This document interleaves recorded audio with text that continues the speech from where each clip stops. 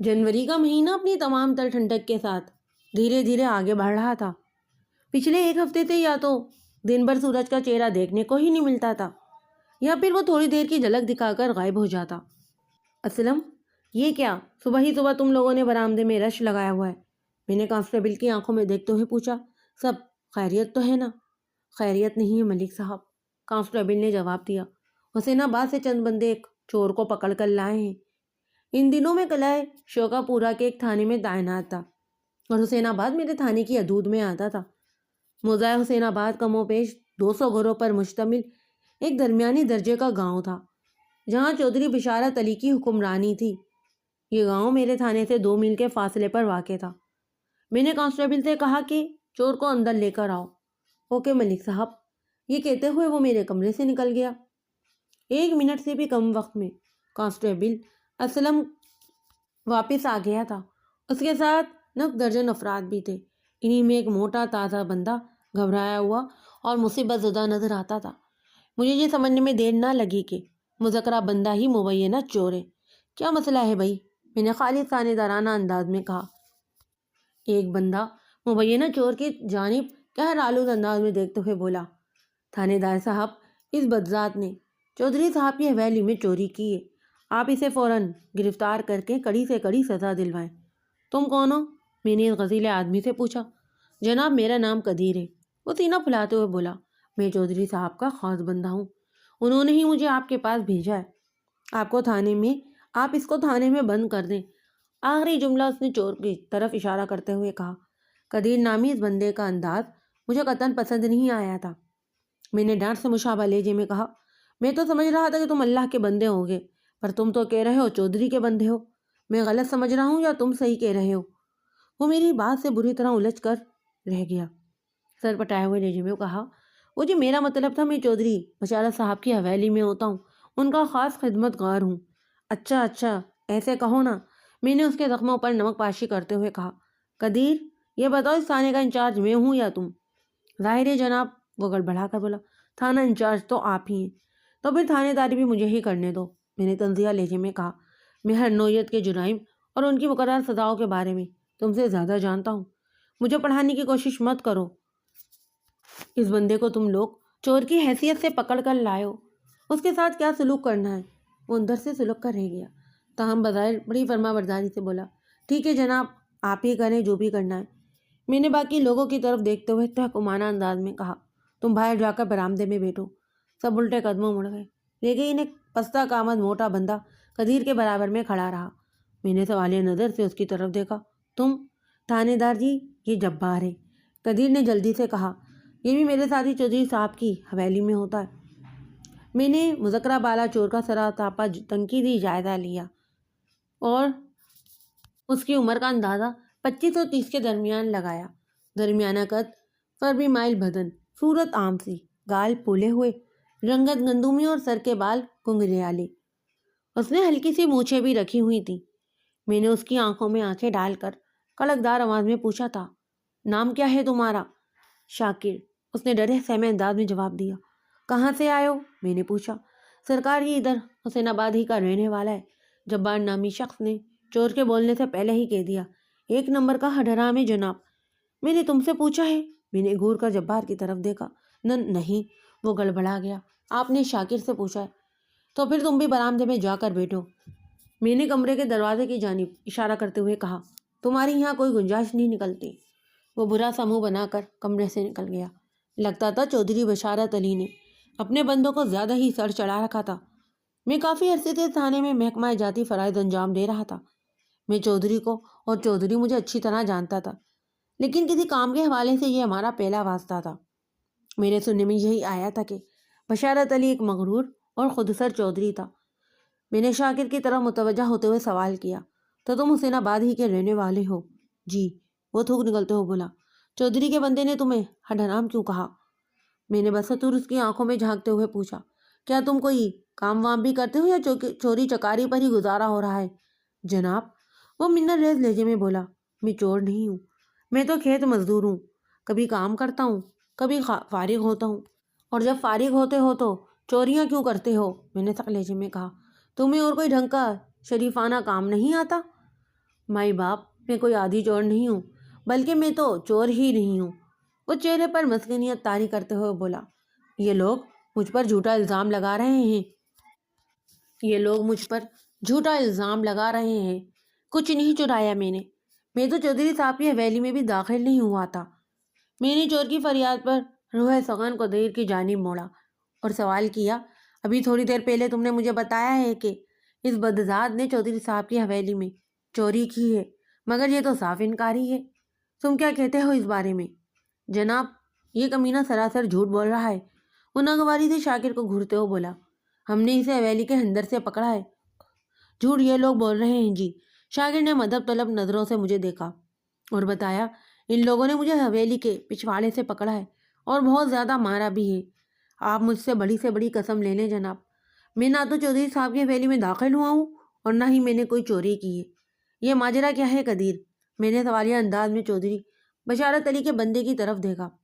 جناب، جھوٹ ہم نہیں، یہ لفنگا بول رہا ہے، قدیر نے جھارانہ انداز میں کہا۔ آپ اسے ٹرائل روم میں لے جا کر ذرا سختی کریں تو یہ سب کچھ اگل دے گا۔ اس کی زبان کو کس طرح کھلوانا ہے یہ میں خود طے کروں گا، میں نے ٹھہرے ہوئے لہجے میں کہا۔ تم صرف مجھے اتنا بتاؤ کہ اس نے چودھری صاحب کی حویلی سے کیا چورایا ہے؟ وہ تو جناب ہم نے اسے واردات کرنے سے پہلے ہی پکڑ لیا، وہ اپنے بیان کو اب تبدیل کرتے ہوئے بولا۔ اگر اس پر ہماری نظر نہ پڑتی تو اس کا داؤ لگ جاتا، اور مگر پہلے تو تم بڑے یقین سے کہہ رہے تھے کہ شاکر نے چودھری صاحب کی حویلی میں چوری کی ہے۔ میں نے اس کی بات پوری ہونے سے پہلے ہی ٹوک دیا، اور اب تم کہہ رہے ہو کہ اگر تم لوگ اسے پکڑ نہ لیتے تو یہ واردات کرنے میں کامیاب ہو جاتا۔ اس غلط بیانی کا مطلب کیا ہے آخر؟ وہ جناب، میرے کہنے کا مطلب یہی تھا کہ وہ اب کے سنبھلتے ہوئے بولا، اس کو موقع مل نہیں سکا، ورنہ شرنا کے قصے بعد میں چھیڑنا۔ میں نے ذرا آپ کے تیز انداز میں کہا، صرف یہ بتاؤ کہ اس نے چودھری کی حویلی سے کچھ چرایا بھی ہے یا نہیں؟ اسے کچھ بھی چرانے کا موقع نہیں مل سکا، اس نے کہا۔ قدیر کی پسائی کو دیکھ کر مجھے یقین آ گیا کہ اس معاملے کے پیچھے کوئی اور ہی کہانی ہے۔ جو کچھ نظر آ رہا ہے یا یہ کہ جو کچھ دکھانے کی کوشش کی جا رہی ہے، حقیقت اس سے بالکل مختلف تھی۔ قدیر کا جاہرانہ انداز اور پھر اچانک نرم پڑ جانا اس امر پر دلالت کرتا تھا کہ دال میں کچھ ضرور کالا ہے۔ میں نے اپنا ایک خاص انداز میں ذہن بنانے کے بعد قدیر سے سوال کیا، حسین آباد میرے تھانے سے کوسوں دور تو نہیں؟ اتنا بڑا واقعہ ہو گیا اور چودھری صاحب کہیں نظر نہیں آ رہے، کہاں ہیں وہ؟ جناب، چودھری صاحب ادھر حویلی ہی میں ہیں، قدیر نے جواب دیا۔ ان کی طبیعت رات ہی سے ٹھیک نہیں تھی، اسی لیے انہوں نے مجھے تھانے بھیجا ہے۔ قدیر کی وضاحت سے میرا دل مطمئن نہیں ہو سکا۔ یہ تو مجھے بڑی ہی واضح انداز میں محسوس ہو گیا تھا کہ اس معاملے کے تہہ میں ضرور کوئی ہیرا پھیری ہے۔ اب یہ کیا ہیرا پھیری ہے، اس بات کا پتہ لگانے کے لیے ضروری تھا کہ میں قدیر کو فی الفور چلتا کر دوں اور مبینہ چور یعنی شاکر سے تنہائی میں پوچھ تاچھ کروں۔ اس فیصلے پر پہنچنے کے بعد میں نے قدیر سے کہا، ٹھیک ہے، سمجھ لو کہ میں نے اس بندے کو گرفتار کر لیا ہے، اب یہ میرے قبضے میں ہے، تم واپس جا سکتے ہو۔ جناب، میں چودھری صاحب کو جا کر کیا کہوں؟ اس نے سوالیہ نظر سے مجھے دیکھا۔ ان سے کہنا کہ میں چور سے کڑی پوچھ تاچھ کر رہا ہوں، میں نے گہری سنجیدگی سے جواب دیا۔ جو بھی نتیجہ برآمد ہوگا سامنے آ جائے گا۔ اگر شام تک چودھری صاحب کی طبیعت ٹھیک ہو جائے تو تھانے آ کر مجھ سے ملاقات کر لیں۔ بہت اچھا، وہ بولا۔ میں نے قدیر کو اطمینان اور تسلی کی خاطر اپنی جگہ بیٹھے کانسٹیبل اسلم کو بھی آواز لگائی۔ اگلے ہی لمحے وہ چراغی جن کی مانند میرے سامنے حاضر ہو گیا۔ میں نے تحکمانہ انداز میں کہا، اسلم، اس چور کی اولاد کو حوالدار جہانگیر کے حوالے کر دو۔ میں نے شاکر کی جانب اشارہ بھی کر دیا۔ میں تھوڑی دیر میں اس سے تفتیش کرتا ہوں۔ اوئے چلو، اسلم نے شاکر کی طرف دیکھتے ہوئے کہا، ادھر حوالات میں تمہاری خدمت کرتے ہیں۔ بات ختم کرتے ہی اسلم نے سوالی انداز میں میری طرف دیکھا تو میں نے نگاہوں میں اسے سمجھا دیا کہ ملزم شاکر کے ساتھ کسی بھی قسم کی سختی نہیں کرنا۔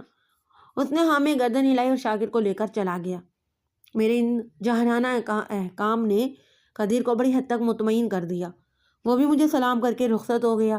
اس کے رخصت ہونے کا مطلب یہی تھا کہ اس کے ساتھ آنے والے 9 درجن افراد بھی تھانے کی حدود سے جا چکے تھے۔ ان کی طرف سے مطمئن ہونے کے بعد میں نے ایس آئی یونس مرزا کو اپنے پاس بلایا۔ یونس مرزا بہت ہی محنتی اور پرعزم پولیس آفیسر تھا۔ اس کا شمار ان پولیس اہلکاروں میں ہوتا تھا جن میں ترقی کرنے کی بے پناہ صلاحیت پائی جاتی ہے، اور دنیا کی کوئی بھی منفی طاقت ان کی ترقی کے راستے میں رکاوٹ نہیں بن سکتی۔ ان دنوں ایک خوفناک اور لرزہ خیز قتل کی تفتیش چل رہی تھی۔ اسی سلسلے میں نے ایک اہم مشن یونس مرزا کے حوالے کر رکھا تھا۔ ابھی میں نے اسی سلسلے میں اسے اپنے پاس بلایا تھا۔ اس نے میرے پاس آ کر سلیوٹ کیا اور بڑی شائستگی سے بولا، جی حکم کریں ملک صاحب۔ یونس، تم آج ہی لاہور روانہ ہو جاؤ۔ میں نے اس کی آنکھوں میں دیکھتے ہوئے گہری سنجیدگی سے کہا، میری ایس پی صاحب سے بات ہو گئی ہے، انہوں نے ہمارے مسئلے کے بارے میں لاہور اور پولیس ہیڈ کوارٹر کو بتا دیا ہے، وہ لوگ تم سے بھرپور تعاون کریں گے۔ ٹھیک ہے ملک صاحب، وہ فرما برداری سے بولا، میں 15-20 منٹ میں نکلتا ہوں، تمام تحقیقی اور تفتیشی کام کر کے واپس آنا ہے۔ میں نے اس پر واضح کرتے ہوئے کہا، اگر رات کو لاہور میں رکنا بھی پڑے تو رک جانا، خیر ہے۔ جی میں سمجھ گیا ہوں۔ وہ بھی ہاں میں گردن ہلاتے ہوئے بولا، فکر نہ کریں آپ ملک صاحب، میں آپ کی امیدوں پر پورا اترنے کی کوشش کروں گا۔ ایسا ہی یونس مرزا کو لاہور روانہ کرنے کے بعد میں نے چور شاکر کو اپنے پاس بلا لیا۔ تھوڑی ہی دیر بعد وہ میری میز کی دوسری جانب کھڑا تھا۔ میں نے گھور کر اس کی آنکھوں میں دیکھا اور سنسناتے ہوئے لہجے میں پوچھا تھا، یوں ہی کھڑے ہو کر میرے سوالوں کے جواب دو گے یا میں تمہیں بیٹھنے کا موقع دوں؟ آپ تھانے کے مالک ہیں سرکار، وہ سہمی ہوئی نظر سے مجھے دیکھتے ہوئے بولا، آپ کی مرضی ہے، اب جو بھی کریں۔ اگر تم سچ بولنے کا وعدہ کرو تو میں تمہیں کرسی پر بیٹھنے کی اجازت دے سکتا ہوں۔ تھانے دار صاحب، وہ نجات بھرے لہجے میں بولا، رب کی قسم میں نے ابھی تک آپ سے کوئی جھوٹ نہیں بولا اور آگے بھی سچ بولنے کا ارادہ رکھتا ہوں جی۔ تو یہ بات درست ہے کہ تم نے چودھری بشارت کی حویلی میں کوئی چوری نہیں کی؟ میں نے تصدیق طلب انداز میں کہا، میں نے چودھری صاحب کی حویلی سے ایک تنکا بھی نہیں چرایا جناب۔ اس نے جواب دیا، آپ چاہیں تو میں بڑی سے بڑی قسم اٹھانے کو بھی تیار ہوں۔ میرا کام قسمیں کھانے یا قرآن پاک اٹھانے سے نہیں چلتا، اور نہ ہی میں اپنے محکمہ جاتی فرائض میں ان معاملات کو لانے کے بارے میں سوچ بھی سکتا ہوں۔ میں نے دو ٹوک انداز میں کہا، میں صرف تمہاری زبان سے سچ سننا چاہتا ہوں، اور یہ بھی وعدے کر دوں کہ اگر کسی بھی مرحلے پر تمہاری درگوئی پکڑی گئی تو پھر ذہن میں یہ بھی رکھو کہ مجھ سے زیادہ ظالم اور جابر کوئی نہیں ہوگا۔ میری ڈھکی چکی اور سنگین دھمکی پر وہ ایک جھرجھری لے کر رہ گیا اور کہا، یقین کریں تھانے دار صاحب، میں آپ سے بالکل جھوٹ نہیں بولوں گا۔ اچھی بات ہے یہ۔ میں نے گردن ہاں میں ہلائی، کہا بیٹھ جاؤ۔ تھوڑی سی جھجک کے بعد وہ کرسی کھینچ کر بیٹھ گیا۔ جیسا کہ میں پہلے بتا چکا ہوں کہ مجھے اس کیس میں کسی بڑی گڑبڑ کا احساس ہو چکا تھا۔ قدیر کا رویہ یہی ظاہر کرتا تھا کہ وہ ہر قیمت پر شاکر کو چوری والے معاملے میں پھنسا کر کڑی سزا دلوانے کی خواہش رکھتا تھا، اور یہ بھی ظاہر تھا کہ یہ قدیر کی ذاتی خواہش نہیں ہو سکتی تھی۔ ان تمام تر کارروائی کے پیچھے یقیناً چودھری بشارت علی کا ذہن کام کر رہا تھا۔ حقائق کی تہ تک رسائی حاصل کرنے کے لیے ضروری تھا کہ میں بہلا پھسلا کر اسے اعتماد کا یقین دلا کر کچھ اگلوانے کی کوشش کروں۔ میں اس پالیسی کا حامی تھا کہ اگر گھی سیدھی انگلی سے نکل سکتا ہو تو پھر انگلی کو ٹیڑھا کر کے تکلیف اٹھانے کے چکر میں بالکل بھی نہیں پڑنا چاہیے، اور میں اس وقت یہی کچھ کر رہا تھا۔ تو یہ بھی غلط ہے کہ تم حویلی کے اندر داخل ہوئے تھے؟ میں نے شاکر کی آنکھوں میں دیکھتے ہوئے نرمی سے سوال کیا۔ ان لوگوں نے تمہیں حویلی کے پچھواڑے سے پکڑا تھا؟ جی چودھری صاحب کے بندے سراسر جھوٹ بول رہے ہیں، وہ تھوک نکلتے ہوئے بولا، میں نے حویلی کے اندر قدم بالکل نہیں رکھا۔ ان لوگوں نے مجھے حویلی کے پیچھے کھیتوں کے اندر سے پکڑا ہے۔ تم حویلی کے پچھواڑے کیا کر رہے تھے جناب؟ وہ بولا، میں رفع حاجت کے لیے طرف گیا تھا۔ شاکر کی وضاحت سمجھ میں آنے والی بات تھی۔ میں نے وہ علاقہ اچھی طرح دیکھ رکھا تھا۔ چودھری کی حویلی کے اندر جانے کا تو کبھی اتفاق نہیں ہوا تھا، تاہم محکمہ جاتی ضرورت کے تحت کئی مرتبہ ادھر سے گزر ضرور ہوا تھا۔ چودھری بشارت علی کی حویلی کے عقب میں تحت نگاہ سرسبز و شاداب کھیتوں کا سلسلہ پھیلا ہوا تھا۔ چودھری کے بندوں نے تمہیں کب پکڑا تھا؟ میں نے شاکر کے چہرے کے تاثرات کا جائزہ لیتے ہوئے کہا، آدھی رات کو۔ اس نے جواب دیا، یہی کوئی 11 بجے کا وقت ہوگا۔ اور اس وقت سے تم انہی لوگوں کے پاس تھے؟ میں نے حیرت سے آنکھیں پھیلاتے ہوئے سوال کیا۔ ہاں جی، وہ فریادی نظر سے مجھے دیکھتے ہوئے بولا، انہوں نے مجھے بہت مارا ہے جی، اور ٹھنڈی ٹھار رات میں مجھے باڑے میں بھی بند کر کے رکھا ہوا تھا۔ یہ بہت ظالم لوگ ہیں جناب۔ کیا اس دوران میں تمہاری چودھری سے بھی ملاقات ہوئی؟ جی آج صبح مجھے چودھری صاحب کے سامنے پیش کیا گیا تھا، اس نے دکھی لہجے میں جواب دیا۔ قدیر اور جبار نے میرے سامنے چودھری صاحب کو بتایا کہ انہوں نے چور کو پکڑ لیا ہے۔ چودھری صاحب مجھے ایسی نظر سے دیکھنے لگے جیسے انہیں صدیوں سے میری تلاش تھی۔ انہوں نے غصے بھرے انداز میں مجھ سے وہی سوال کیے جو آپ نے کیے ہیں۔ میں نے چودھری صاحب کے سامنے بھی سچ بولا۔ اس پر چودھری صاحب نے مجھے 2-4 تھپڑ مارے اور میری پسلیوں پر ٹھڈے بھی رسید کیے۔ پھر اپنے بندوں سے کہا کہ یہ کمزاد ایسے نہیں مانے گا، اسے تھانے میں بند کروا دو، میں بعد میں تھانے دار سے خود بات کر لوں گا۔ لمحے بھر کو رک کر اس نے سانس لی، پھر اپنی بات مکمل کرتے ہوئے بتانے لگا، اب کسی بھی وقت چودھری صاحب تھانے آ کر آپ پر دباؤ ڈالنے کی کوشش کریں گے کہ آپ میرے ساتھ بدترین سلوک کریں۔ بات ختم کر کے وہ رحم طلب انداز میں مجھے تکنے لگا۔ میں بالکل بے گناہ ہوں سرکار۔ دیکھو شاکر، میں نے ٹھہرے ہوئے لہجے میں کہا، میں نے آج تک اپنے افسران کا ناجائز دباؤ تسلیم نہیں کیا، تو یہ تمہارے چودھری بشارت علی میرے سامنے کیا بیچتا ہے؟ اس سلسلے میں تمہیں فکر مند ہونے کی بالکل ضرورت نہیں۔ اگر تم نے کوئی جرم نہیں کیا اور میرے سامنے کسی غلط بیانی سے کام بھی نہیں لیا ہے تو تمہیں کچھ نہیں ہوگا۔ جی بہت بہت شکریہ تھانے دار صاحب، وہ بولا، آپ دوسرے پولیس والوں سے بہت مختلف ہیں۔ میں نے اس کے آخری جملے پر توجہ نہیں دی اور باسطور گہری سنجیدگی سے کہا، شاکر، تمہاری باتوں اور چودھری بشارت کے رویے سے تو یہی ظاہر ہوتا ہے کہ وہ لوگ کافی دنوں سے تمہاری تلاش میں تھے۔ ایسا کیوں؟ اس بات کی وضاحت کرو گے تم؟ جناب، میری تو خود کچھ سمجھ میں نہیں آ رہا، وہ الجھن زدہ انداز میں مجھے دیکھتے ہوئے بولا۔ میں نے تو چودھری صاحب کا کچھ نہیں بگاڑا۔ تو پھر کیا؟ میرے انداز سے جھنجھلاہٹ جھلکنے لگی۔ چودھری کا دماغ خراب ہو گیا ہے؟ آپ بالکل ٹھیک کہہ رہے ہیں تھانے دار صاحب، وہ رازدارانہ لہجے میں بولا، مجھے بھی یہی لگ رہا ہے۔ میں نے چونک کر اس کی طرف دیکھا۔ کیا لگ رہا ہے تمہیں؟ کہ چودھری صاحب کا دماغ خراب ہو گیا ہے؟ اس کی سنجیدگی میں ذرا سی بھی کمی واقع نہیں ہوئی تھی۔ میں نے قدرے سخت لہجے میں سوال کیا، مطلب کیا ہے تمہارا؟ جناب والا، وہ بسطور آواز کو دھیما رکھتے ہوئے بولا، جب سے چودھری صاحب نے دوسری شادی کی ہے ان کا رویہ بڑا عجیب سا ہو گیا ہے۔ یہ بات میرے علم میں تھی کہ کوئی 6-7 ماہ پہلے حسین آباد کے چودھری بشارت علی نے دوسری شادی کر لی تھی۔ اس سے زیادہ تفصیلات میرے علم میں نہیں تھی۔ مبینہ چور شاکر کی زبانی چودھری کی دوسری شادی کا ذکر سنا تو میرے اندر خود بخود اس کے بارے میں جاننے کا اشتیاق پیدا ہو گیا۔ چودھری کی دوسری شادی، اس کا بدلے ہوئے رویے سے کیا تعلق؟ میں نے ٹٹولنے والے انداز میں دریافت کیا۔ ذرا وضاحت تو کرو کہ دوسری شادی کے بعد چودھری تمہارے پیچھے ہاتھ دھو کر کیوں پڑ گیا ہے؟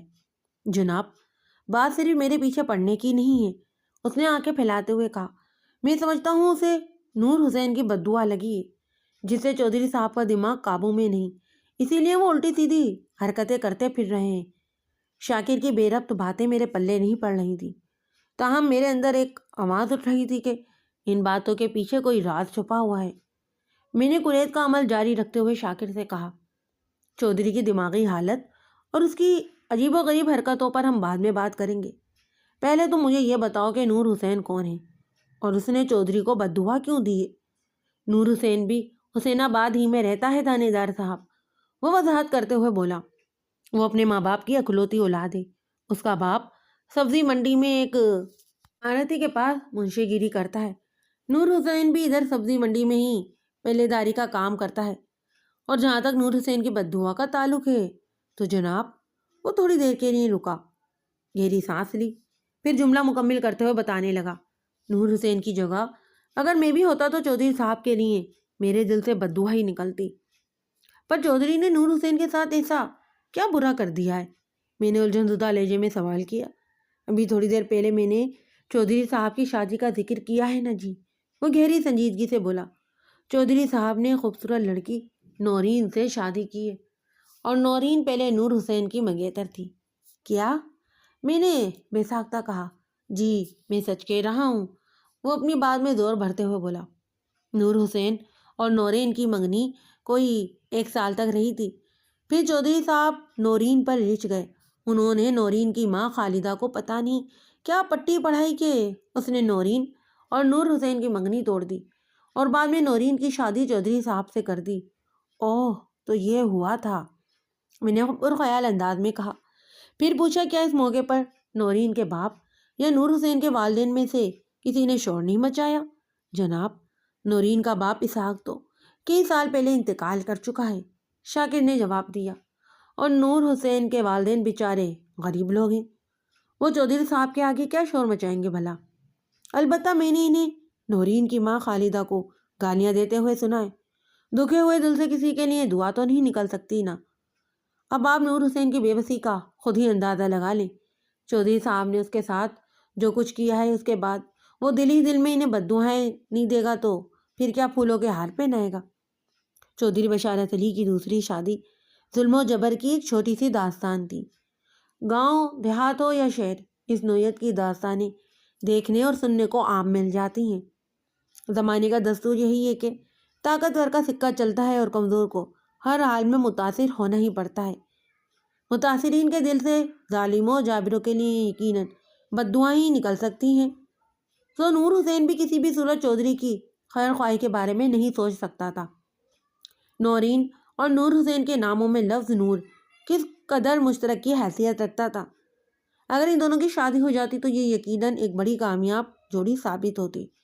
میں کوئی پہنچا ہوا روحانی بابا نہیں ہوں، اور نہ ہی میں یہ بات کسی نوعیت کے علم نجوم علم العادات کی روشنی میں کہہ رہا ہوں۔ بس میں نے دونوں ناموں کی بناوٹ، نسب اور صورتی اثرات کی بنا پر ان الفاظ کا اظہار کیا ہے۔ میں نے مزید 15 منٹ تک گھما پھرا کر شاکر سے مختلف سوالات کیے، اور مجھے یقین ہو گیا کہ وہ کسی بھی پہلو پر قصوروار نہیں تھا۔ میں نے اس سے نور حسین، نورین اور چودھری بشارت علی کے حوالے سے اچھی خاصی معلومات حاصل کر لیں اور آخر میں کہا، شاکر تمہیں آج کا دن میرے تھانے کی حوالات میں گزارنا ہوگا۔ وہ کیوں؟ اس نے الجھن زدہ لہجے میں مجھے دیکھا۔ جب میں نے کوئی گناہ نہیں کیا تو پھر آپ مجھے قید کیوں کر رہے ہیں؟ گھر میں ماں باپ پریشان ہوں گے۔ جانے دیں مجھے جناب، جانے دوں گا، مگر کل صبح، میں نے دو ٹوک انداز میں کہا۔ اس کی حیرت دو چند ہو گئی۔ سمجھا نہیں جناب۔ میں نے اسے سمجھایا، پہلی بات تو یہ ہے کہ میں ایک دن تک تمہیں اپنے پاس رکھ کر تمہارے بیان کی تصدیق کرنا چاہتا ہوں۔ اگر تمہاری بتائی ہوئی باتوں میں کوئی کھوٹ نہ نکلی تو کل صبح تمہیں باعزت رہا کر دیا جائے گا، اور تم جتنی دیر اس تھانے کے حوالات میں رہو گے تمہارے ساتھ کسی بھی قسم کی سختی نہیں برتی جائے گی۔ تمہیں صاف ستھرا کھانا ملے گا اور رات کو سونے کے لیے تمہیں گرم کمبل بھی فراہم کیا جائے گا۔ حوالات کی رات چودھری بشارت کے باڑے میں گزرنے والی رات سے زیادہ آرام دہ اور فرحت بخش ہوگی، میں نے کہا تھا۔ اور دوسری بات یہ کہ تم حسین آباد کی بانسبت یہاں تھانے میں زیادہ محفوظ ہو۔ اگر باہر گھومتے پھرتے دکھائی دیے تو چودھری کے بندے پھر تمہاری ٹھکائی کریں گے اور ہو سکتا ہے کہ جان ہی سے مار ڈالیں۔ اس نے میری سنگین باتوں کے جواب میں ایک خوف زدہ جھرجھری لی، تاہم منہ سے کچھ نہیں بولا۔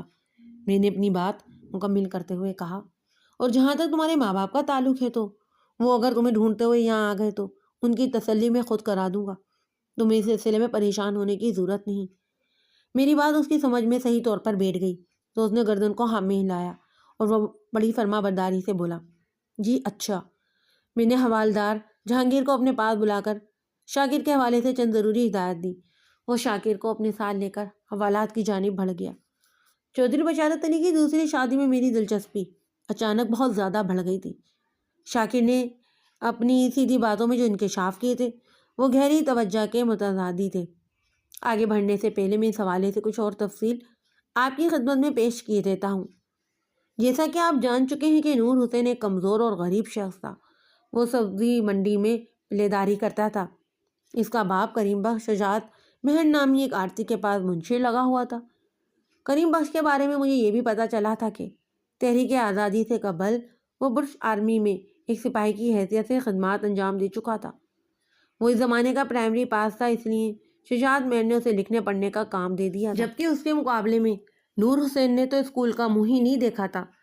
جبھی وہ صحت مند اور توانا ہونے کے باوجود بھی سبزی اور پھل کے ٹوکرے اٹھانے پر مامور تھا۔ پرائمری تعلیم کو آپ حقارت کی نظر سے نہ دیکھیں۔ اگر آج کل کے نوجوانوں کو برا نہ لگے تو میں انتہائی معذرت کے ساتھ یہ ضرور کہوں گا کہ اس زمانے کا پرائمری آج کے ایم اے پاس سے زیادہ قابل اور ہونہار ہوا کرتا تھا۔ خیر، نور حسین کی نورین سے کوئی منگنی 1 سال تک رہی تھی۔ پھر چودھری بشارت کے بیچ میں کودنے سے یہ منگنی نہ صرف ٹوٹ گئی بلکہ چودھری اور نورین کی شادی بھی ہو گئی، اور اب اس واقعے کو گزرے کم و بیش 6 ماہ گزر گئے تھے۔ اس نہ کوئی گوار واقعہ بلکہ عظیم سہانیے پر کریم بخش اور اس کی بیوی چاند بیوی چودھری بشارت علی اور نورین کی ماں خالدہ کو پیٹھ پیچھے برا بھلا ہی کہہ سکتے تھے، سو وہ کہہ رہے تھے۔ اور جہاں تک نور حسین کا تعلق ہے تو وہ یقیناً دل محسوس کر رہ گیا ہوگا۔ وہ بھی چودھری کا بگاڑ تو کچھ نہیں سکتا تھا، بہرحال اسے چودھری کو بددعائیں دینے سے بھی کوئی روک نہیں سکتا تھا۔ مبینہ چور شاکر نے بھی اسی جانب اشارہ کیا تھا۔ شاکر ہی کے مطابق کافی عرصہ پہلے نورین کے باپ اسحاق کا انتقال ہو گیا تھا۔ نورین سے ایک چھوٹا بھائی عارف تھا جس کی عمر 14 سال کے آس پاس رہی ہوگی۔ نورین چودھری سے شادی کے وقت 20 سال کی تھی۔ اس شادی سے پہلے خالدہ کی گزر بسر کریانے کی ایک چھوٹی سی دکان پر تھی جو اس نے گھر کے ایک بیرونی کمرے میں کھولی ہوئی تھی۔ خالدہ خود ہی پورا دن وہ دکان چلاتی تھی، تاہم گائے بقائے عارف اور نورین بھی اس کی مدد کر دیا کرتے تھے۔ شادی کے بعد ان لوگوں کا رنگ ڈھنگ اور رہن سہن بالکل بدل کر رہ گیا تھا۔ نورین چھوٹی چودرائنی بن کر چودھری بشارت کی حویلی میں پہنچ گئی تھی۔ نورین ہی کے صدقے خالدہ کو بھی چودھری نے ایک صاف ستھرا مکان دلوا دیا تھا۔ اس کے علاوہ 5 ایکڑ زرعی زمین بھی اس کے نام کر دی تھی اور گائے بگائے مالی مدد بھی کر رہا تھا۔ گویا اب اسے کریانے کی دکان چلانے کی اب ضرورت ہی نہیں رہی تھی۔ وہ قانونی اور شرعی لحاظ سے چودھری بشارت علی کی ساس کا مقام حاصل کر چکی تھی۔ چودھری کو کسی صورت بھی یہ گوارا نہ ہوتا کہ اس کی ساس دکانداری کرتی پھرے۔ چودھری نے اسے جتنی زمین دے دی تھی اس کی پیداوار خالدہ اور عارف کی گزر بسر کرنے کے لیے کافی تھی۔ اس کے علاوہ چودھری اکثر و بیشتر اسے مالی تعاون بھی فراہم کر رہا تھا۔ آگے بڑھنے سے پہلے کچھ ذکر جو ہے چودھری کی پہلی بیوی کا بھی ہو جائے۔ چودھری کی زوجہ اول کا نام کلثوم تھا۔ کلثوم 40 کا ہندسہ عبور کر چکی تھی اور چودھری بشارت سے اس کی شادی کو لگ بھگ 15 سال گزر گئے تھے۔ کلثوم کے ساتھ ایک بہت بڑی خاندانی کمزوری بھی نتھی تھی۔ اس کے باپ چودھری حشمت آف موضوع کرما والی نے 2 شادیاں کی تھیں۔ پہلی بیوی سے کلثوم اور دوسری بیوی سے وقاص نامی ایک لڑکا پیدا ہوا تھا۔ جب کلثوم جوان ہوئی تو اس کی ماں کا انتقال ہو گیا۔ کچھ عرصے کے بعد اس کا باپ چودھری حشمت بھی بیمار رہنے لگا۔ چودھری حشمت نے اس حقیقت کو بڑی گہرائی سے محسوس کر لیا تھا کہ اس کی دوسری بیوی فردوس، اس کا نوجوان بیٹا چودھری وقاص کلثوم سے شدید ترین نفرت کرتے تھے۔ اس کے ساتھ ہی چودھری کو غیر محسوس طور پر یہ بھی یقین ہو گیا تھا کہ وہ زیادہ عرصے تک جی نہیں سکے گا، لہذا اس نے اپنی آنکھیں بند ہونے سے پہلے کلثوم کی شادی چودھری بشارت سے کر دی۔ اس شادی کے 1 سال کے اندر ہی چودھری حشمت کا انتقال ہو گیا۔ چودھری حشمت ایک دانا و بینا شخص تھا۔ کلثوم کی شادی کے وقت اس نے اپنی ہی زمین اور جائیداد کا بٹوارا بھی کر دیا۔ بھاری مالیت کے سونے چاندی کے زیورات، لگ بھگ 50 ایکڑ زرعی زمین بھی کلثوم کے حصے میں آئی تھی۔ کلثوم نے چودھری بشارت کے ساتھ ایک بیوی کی حیثیت سے کم و بیش 15 سال گزار دیے تھے، لیکن وہ چودھری کے لیے کوئی اولاد پیدا نہیں کر سکی۔ وقت گزرنے کے ساتھ ساتھ اس کی قدر و قیمت اور اہمیت کم ہوتی گئی۔ چنانچہ اب چودھری بشارت نے 6-8 مہینے پہلے نورین سے دوسری شادی کر لی تھی۔ چودھری بشارت کی حویلی میں ایک اہم کردار عرفان کا بھی تھا۔ عرفان کی عمر 6 سال تھی اور وہ چودھری کے چھوٹے بھائی چودھری شرافت علی کا بیٹا تھا۔ چودھری شرافت علی موضع رانی پور کا رہنے والا تھا۔ عرفان کو نہایت ہی کم عمری میں چودھری بشارت نے اڈاپٹ کر لیا تھا۔ کلثوم کی ایک بڑی خاندانی کمزوری کا میں نے جو ذکر کیا ہے، وہ کمزوری یہ تھی کہ اس کے آگے پیچھے کوئی نہیں تھا۔ شادی کے فوراً بعد اس کا میکا ختم ہو گیا تھا۔ اس کی سوتیلی ماں فردوس اور سوتیلا بھائی اس کی شکل تک دیکھنے کے روادار نہیں تھے۔ وہ اخلاقی مدد یا تعاون کرنا تو بہت دور کی بات ہے۔ لہذا شادی کے بعد چودھری بشارت اپنے بھتیجے عرفان کو اڈاپٹ کر رہا تھا تو وہ ایک لفظ مخالفت بھی اپنی زبان پر نہ لا سکی۔ اسی طرح جب چودھری نے دوسرا بیاہ رچایا تو وہ بھی صدا احتجاج بلند نہ کر سکی، کیونکہ وہ چودھری بشارت کے مزاج اور خود پسندگی سے اچھی طرح آگاہ تھی۔ اس کے پاس خاموش رہ کر اپنے حالات کے ساتھ سمجھوتہ کرنے کے سوا اور کوئی بھی چارہ نہیں تھا۔ یہ تمام حالات اتنی تفصیل کے ساتھ بیان کرنے کا مقصد یہ ہے کہ آگے چل کر اس کہانی کے مطالعے کے دوران میں آپ کا ذہن کسی بھی پس منظر کے حوالے سے کسی بھی الجھن کا شکار نہ ہو۔ دوپہر سے کچھ دیر پہلے مبینہ چور شاکر علی کے گھر سے اس کا باپ جمیل اور ماں رشیدہ تھانے پہنچ گئے۔ جیسا کہ اوپر بتا چکا ہوں کہ یہ لوگ کھیت مزدور تھے اور محنت مزدوری کر کے اپنی گزر بسر کر رہے تھے۔ وہ بڑھیا اور بوڑھا اس بات سے واقف نہیں تھے کہ ان کا بیٹا گزشتہ رات سے غائب تھا۔ انہیں اس کی گمشدگی کے بارے میں آج صبح ہی پتہ چلا تھا اور وہ اسے دیکھنے سیدھے تھانے آ گئے تھے۔ کمال ہے، میں نے جمیل کی آنکھوں میں دیکھتے ہوئے کہا، شاکر آدھی رات سے غائب تھا اور آپ لوگوں کو اس کی کچھ خیر خبر ہی نہیں۔ سرکار، ہم دونوں پورا دن کھیتوں میں کام کرتے ہیں اور اتنا زیادہ تھک جاتے ہیں کہ گھر آنے کے بعد کسی چیز کا ہوش ہی نہیں رہتا۔ شاکر کا بوڑھا باپ وضاحت کرتے ہوئے بولا۔ رات کا کھانا کھا کر ہم لوگ سو جاتے ہیں، شاکر رات کو دیر سے گھر آتا ہے، ہمیں کچھ پتہ نہیں چلتا کہ وہ کب آیا اور کب سو گیا۔ اس کو بھی اپنے ساتھ کھیتوں میں لے کر جایا کرو نا، میں نے طنزیہ لہجے میں کہا، تاکہ یہ بھی تھکن سے اتنا چور ہو جائے کہ آپ لوگوں سے بھی پہلے کھرناٹے لینے لگے۔ کبھی کبھی یہ بھی جاتا ہے ادھر مزدوری کرنے، رشیدہ نے بیٹے کی حمایت کرتے ہوئے بولا تھا۔ کبھی کبھی کیوں؟ میں نے تیز لہجے میں بڑی بیس سے سوال کیا۔ اس سرکاری سانڈ کو کوئی شرم و حیا بھی ہے کہ نہیں؟ بوڑھے ماں باپ سارا دن محنت مشقت کرتے ہیں اور اسے آوارہ پھرنے سے ہی فرصت نہیں، یہ مجبور ہے بیچارہ۔ رشیدہ بیٹے کی حمایت میں بیان جاری رکھتے ہوئے بولی، یہ جان بوجھ کر ایسا نہیں کرتا۔ میں نے پوچھا، کیا مجبوری ہے اس کی؟ جناب اس کی طبیعت ٹھیک نہیں رہتی۔ اس مرتبہ جمیل نے میرے سوال کا جواب دیا۔ پچھلے 1 ماہ سے شاہ جی سے علاج ہو رہا ہے اس کا، انہوں نے کہا ہے کہ شاکر کو مکمل ٹھیک ہونے میں 1 سال لگ جائے گا۔ ویسے جب سے شاہ جی نے اس کا علاج شروع کیا ہے وہ کافی بہتر ہو گیا ہے۔ رشیدہ نے بھی تائیدی انداز میں گردن ہلاتے ہوئے کہا، یہ شاہ جی کون ہے؟ میں پوچھے بنا نہ رہ سکا۔ پیر گمن شاہ جناب، جمیل نے گہری سنجیدگی سے بتایا، ادھر نہر کے کنارے ان کا آستانہ ہے۔ چودھری بشارت علی کی حویلی کے مشرقی پہلو میں شمالاً جنوباً ایک نہر گزرتی تھی۔ یہ ایک چھوٹی نہر تھی جو اپنے دونوں کناروں پر پھیلاتے ہوئے کھیتوں کو سیراب کرنے کا فریضہ انجام دیتی تھی۔ شاہ جی نے بیماری کیا بتائی ہے؟ میں نے بوڑھے کی آنکھوں میں دیکھتے ہوئے سوال کیا۔ وہ کہتے ہیں شاگرد کے دل و دماغ پر ہوائی چیزوں کے اثرات ہیں، جمیل نے انکشاف انگیز لہجے میں بتایا۔ شاہ جی کاٹ کر رہے ہیں، انشاءاللہ جلد وہ ٹھیک ہو جائے گا۔ جب ہم کسی بات کے ساتھ انشاءاللہ کے الفاظ نتھی کر دیتے ہیں تو اس کا واضح مطلب یہی ہوتا ہے کہ اگر اللہ نے چاہا یا اللہ کی اگر مرضی ہوئی تو اپنے کسی کام میں اللہ کی رضا اور منشا کو شامل کرنا بڑی اچھی بات ہے، لیکن اس موقع پر اپنے عمل کا جائزہ لینا بھی نہایت ضروری ہو جاتا ہے۔ اللہ پاک تو ہر انسان کی بہتری اور بھلائی چاہتے ہیں۔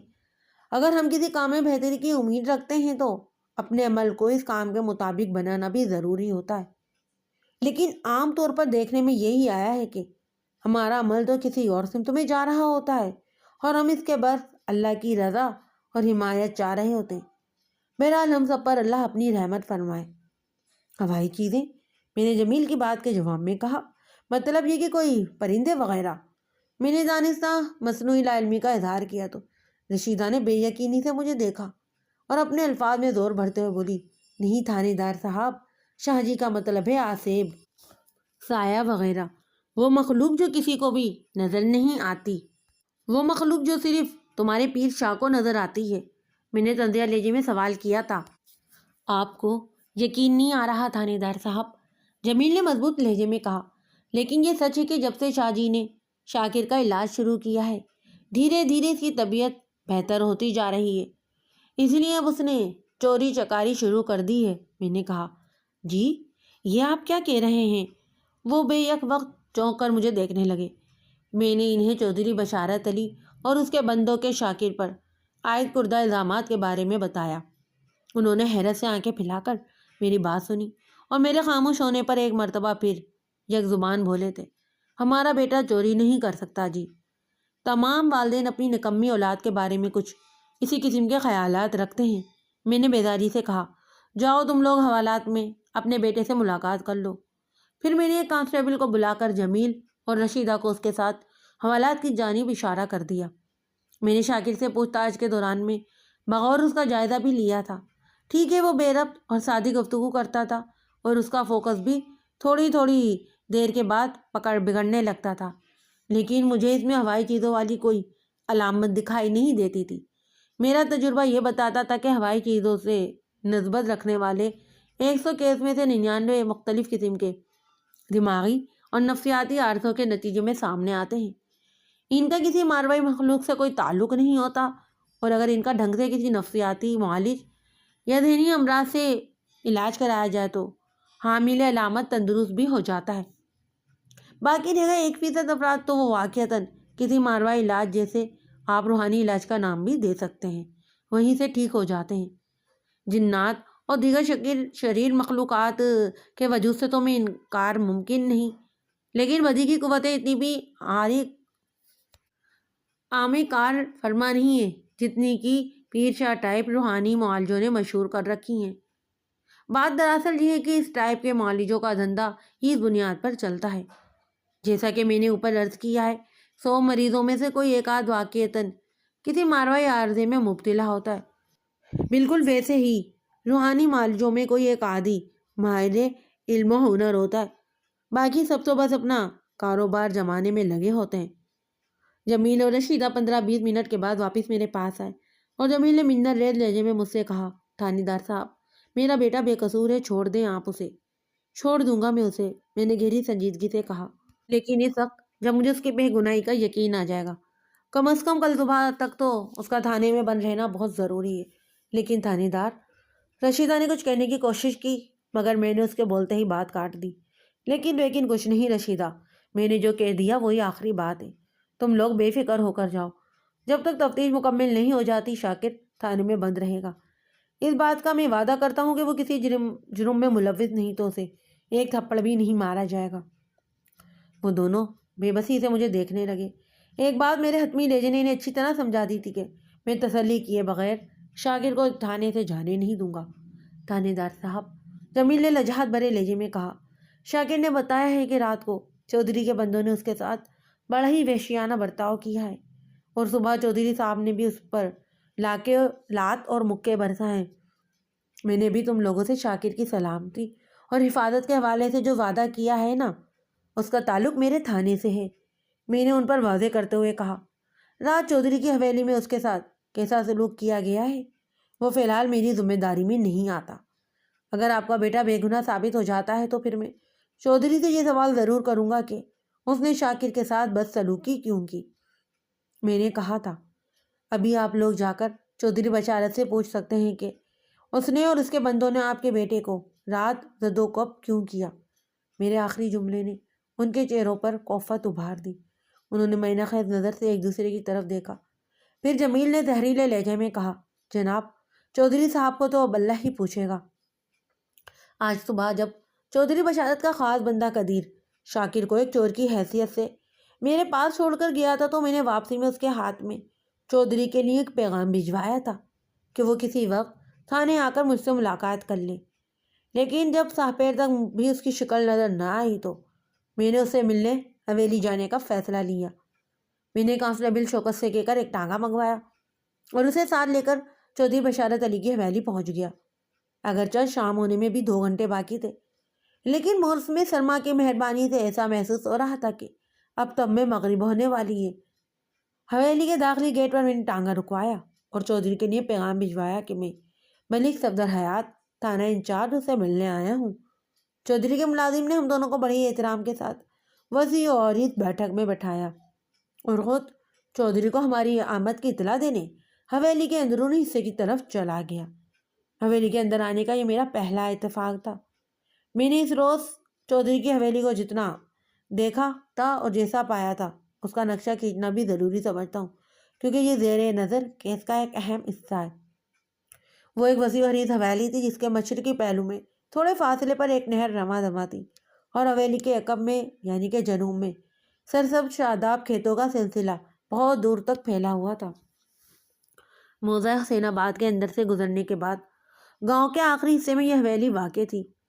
حویلی کے بڑے گیٹ سے اندر داخل ہوں تو بائیں جانب ایک وسیع و عریض بیٹھک بنی ہوئی تھی جس میں بے وقت کم از کم 100 افراد کے بیٹھنے کی گنجائش نظر آ رہی تھی۔ لوگوں کے بیٹھنے کے لیے وہاں مختلف قسم کی نشستیں رکھی نظر آ رہی تھیں، جن میں موڑے، کرسیاں اور صوفے اور فرشی نشست یعنی دریاں بھی بچھی ہوئی تھیں۔ میرے اندازے کے مطابق وہاں ہر انسان کو اس کے مرتبے کے مطابق بٹھایا جاتا تھا۔ بیٹھک کی دیواروں پر مختلف قسم کے فریم بھی آویزہ کیے گئے تھے جن میں زیادہ تر چودھری خاندان کے بزرگوں کی تصاویر لگی دکھائی دیتی تھی۔ اس بیٹھک کے متوازی گیٹ کے دائیں طرف ملازموں کے کمرے بنے ہوئے تھے جن کی تعداد 4 یا 5 تھی۔ اس کے بعد حویلی کا کشادہ صحن تھا جن میں دیواروں کے ساتھ پھلدار اور پھولدار دونوں طرح کے پودے اور درخت اپنی بہار دکھا رہے تھے۔ صحن کے عین وسط میں موٹے تنے والے سایہ دار بوڑھے برگد کا پیڑ بھی قبضہ جمائے کھڑا تھا۔ صحن کے اختتام پر حویلی کا رہائشی حصہ شروع ہو جاتا تھا جو حویلی کے اختتام تک چلا گیا تھا۔ اس رہائشی حصے کے بھی دو پورشن تھے جو تعمیر کے اعتبار سے جڑوا بھائی نظر آتے تھے۔ ایک حصے میں کلثوم اور دوسرے حصے میں نورین کی رہائش تھی۔ چودھری کا بھتیجا عرفان کلثوم والے حصے میں رہتا تھا، جبکہ دوسری شادی کے بعد چودھری بشارت کا زیادہ تر وقت حویلی کے اس حصے میں گزرتا تھا جہاں نورین رہتی تھی۔ وہ باڑہ جہاں پچھلی رات شاکر کو زد و کوب کیا گیا تھا وہ حویلی سے تھوڑے ہی فاصلے پر کھیتوں کے بیچوں بیچ واقع تھا۔ اس باڑے میں چودھری کے مال مویشی اور دیگر زرعی آلات رکھے جاتے تھے۔ باڑے کے اندر بھی ملازمین کے لیے 2-3 نیچی چھتوں والے کمرے بنے ہوئے تھے۔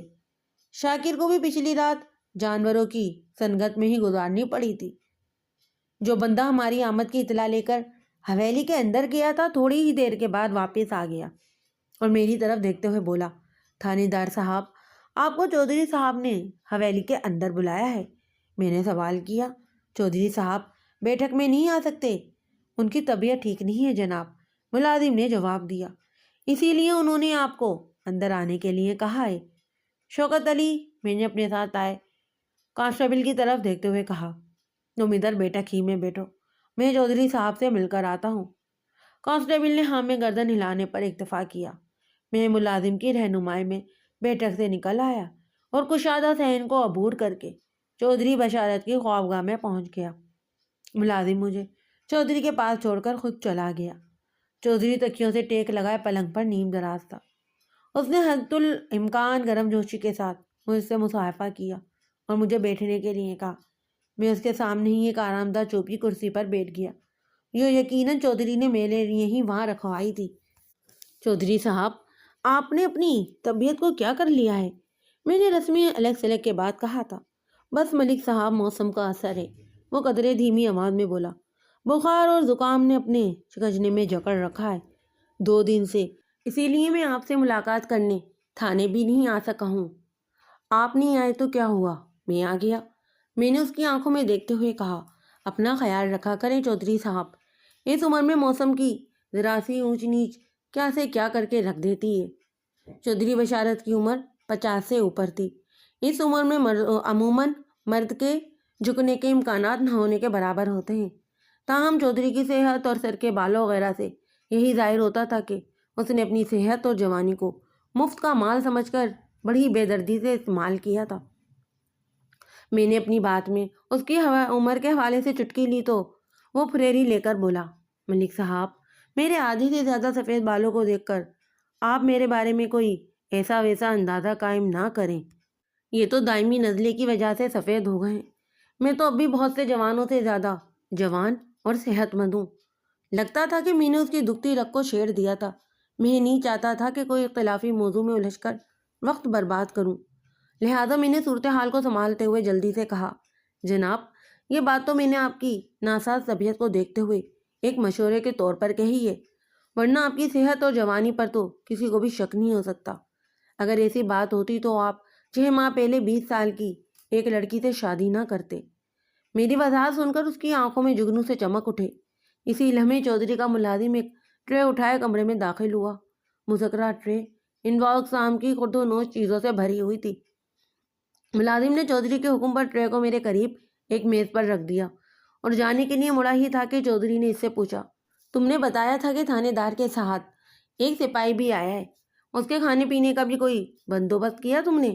جی چودھری صاحب، وہ گردن کو ہاں میں ہلاتے ہوئے بولا، آپ کے حکم کی تعمیل کر دی ہے جناب۔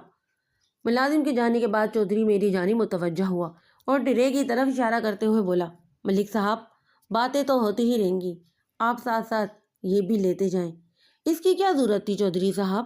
میں نے ٹھہرے ہوئے لہجے میں کہا، آپ نے خواہ تکلف کیا، کوئی مجھ سے ملنے آئے اور کچھ کھائے پیے بغیر واپس چلے جائے، اس کا تو سوال ہی پیدا نہیں ہوتا۔ وہ اصراری لہجے میں بولا، آپ کے انکار یا ہچکچاہٹ کو قبول نہیں کیا جائے گا۔ میں نے کھانے پینے کی اشیاء سے لدی پھدی اس ٹرے کا جائزہ لیا۔ اس میں کھوئے والا گاجر کا حلوہ اور 2 پیس میں کٹے ہوئے بوائل ایک بسکٹ، چائے اور مختلف قسم کے خشک میوہ جات رکھے نظر آ رہے تھے۔ میں نے چودھری کی خواہش اور مہمان نوازی کے احترام میں اپنے لیے چائے کے ساتھ چند چیزیں نکال لیں۔ پھر ہمارے درمیان باقاعدہ گفتگو کا آغاز ہوا۔ چودھری نے مجھ سے کہا، ملک صاحب، اس بندے نے کچھ بتایا ہے؟ آپ کا اشارہ اس موٹے شاکر کی طرف ہے نا؟ جی ہاں وہی، وہ جلدی سے بولا۔ اس نے اپنا جرم قبول کیا یا نہیں؟ میں نے اب تک جتنی بھی تفتیش کی ہے اس میں تو وہ مجھے بے قصور نظر آتا ہے، میں نے صاف گوئی کا مظاہرہ کرتے ہوئے کہا۔ اس کے مطابق نہ تو وہ آپ کی حویلی کے اندر داخل ہوا ہے اور نہ ہی اس نے آپ کی کوئی چیز چرائی ہے، بلکہ اس کا تو دعویٰ ہے کہ آپ کے بندوں نے اسے حویلی کے پچھواڑے کھیتوں میں سے پکڑا تھا۔ اس نے لمحاتی توقف کر کے ایک گہری سانس لی، پھر اپنی بات میں اضافہ کرتے ہوئے کہا، اس کو رات بھر جانوروں والے باڑے میں رکھ کر جو مار پیٹ کی گئی ہے وہ بھی نہ سمجھ میں آنے والی بات ہے۔ چودھری نے بڑے ہی تحمل سے میری بات سنی اور میرے خاموش ہونے پر سوال کیا، ملک صاحب آپ نے اس نامراد سے یہ سوال کیا کہ وہ آدھی رات کو میری حویلی کے پچھواڑے میں کیا کر رہا تھا؟ میں نے شاکر کی بیان کردہ توجہ چودھری کے سامنے رکھ دی۔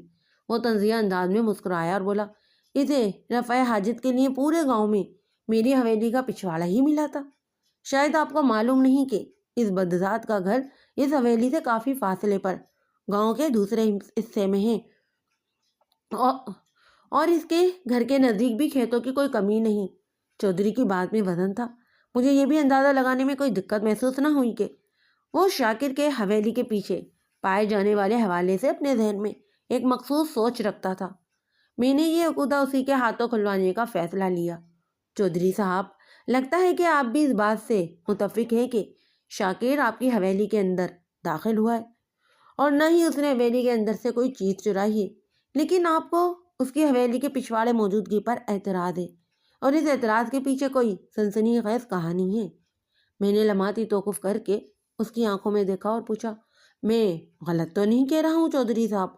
اس کے چہرے پر آ کر ایک رنگ سا گزر گیا۔ مجھے یوں محسوس ہوا جیسے وہ بہت کچھ کہنا چاہتا ہو لیکن کسی سبب نے اس کی زبان کو روک لیا تھا۔ میں اس مذکرہ سبب تک رسائی کے لیے بے قرار ہو گیا۔ چودھری صاحب، میں نے اپنائیت بھرے لہجے میں کہا، میں آپ کا سچا ہمدرد ہوں۔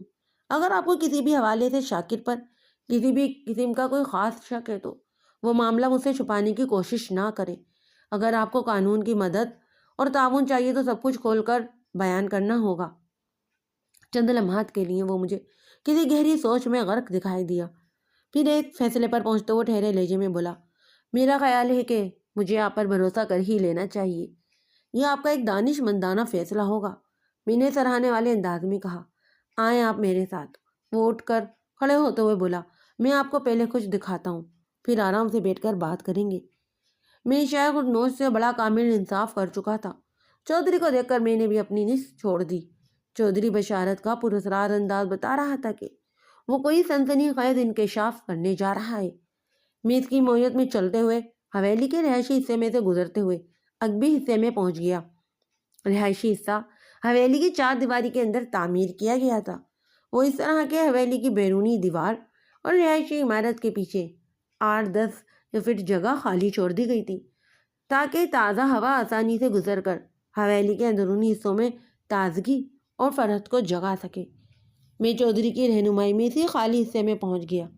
یہاں ایک جانب حویلی کی اونچی دیواروں اور دوسری طرف رہائش کا عقب تھا۔ حویلی کی چار دیواری کی اونچائی لگ بھگ 10 فٹ رہی ہوگی۔ وہ ایک مضبوط فصل نما دیوار تھی۔ ملک صاحب، میں آپ کو اپنی ایک ایسی پریشانی کے بارے میں بتا رہا ہوں جو میرے اور میری بیوی کے سوا اور کسی کے علم میں نہیں۔ وہ گمبھیر آواز میں بولا، مجھے امید ہے کہ آپ اپنی تحقیق کے دوران میں حتی الامکان اس راز کی حفاظت کریں گے۔ بات ختم کر کے اس نے امید بھری نظر سے مجھے دیکھا تو میں نے تسلی بھرے لہجے میں کہا، بالکل بے فکر ہو جائیں آپ، سمجھے آپ کا راز میرا راز ہے۔ اس کے چہرے پر اطمینان جھلکا، پھر تشکرانہ انداز میں گردن ہلانے کے بعد عمارت کی ایک عقبی کھڑکی کی سمت اشارہ کرتے ہوئے مجھ سے بولا تھا، آپ جانتے ہیں اس کھڑکی کے پیچھے کیا ہے؟ ظاہر ہے میں نہیں جانتا تھا، میں نے تو اس حویلی میں آج پہلی مرتبہ قدم رکھا تھا، لہٰذا میں نے بڑی سادگی سے کہہ دیا کہ میں نہیں جانتا۔ یہاں اچھی خاصی سردی ہو رہی ہے، چودھری نے سرسری انداز میں کہا، چلیں اندر بیٹھ کر اطمینان سے بات کرتے ہیں۔ چودھری کی چونکہ طبیعت بھی ٹھیک نہیں تھی اس لیے وہ موسم کی شدت کو کچھ زیادہ ہی محسوس کر رہا تھا۔ ویسے اس بات میں کسی شک و شبے کی گنجائش نہیں تھی کہ وہ شام سے پہلے کا وقت تھا اور فضا میں خاصی ٹھنڈک موجود تھی۔ ہم دوبارہ اسی خوابگاہ میں پہنچ گئے جہاں سے تھوڑی دیر پہلے اٹھ کر گئے تھے۔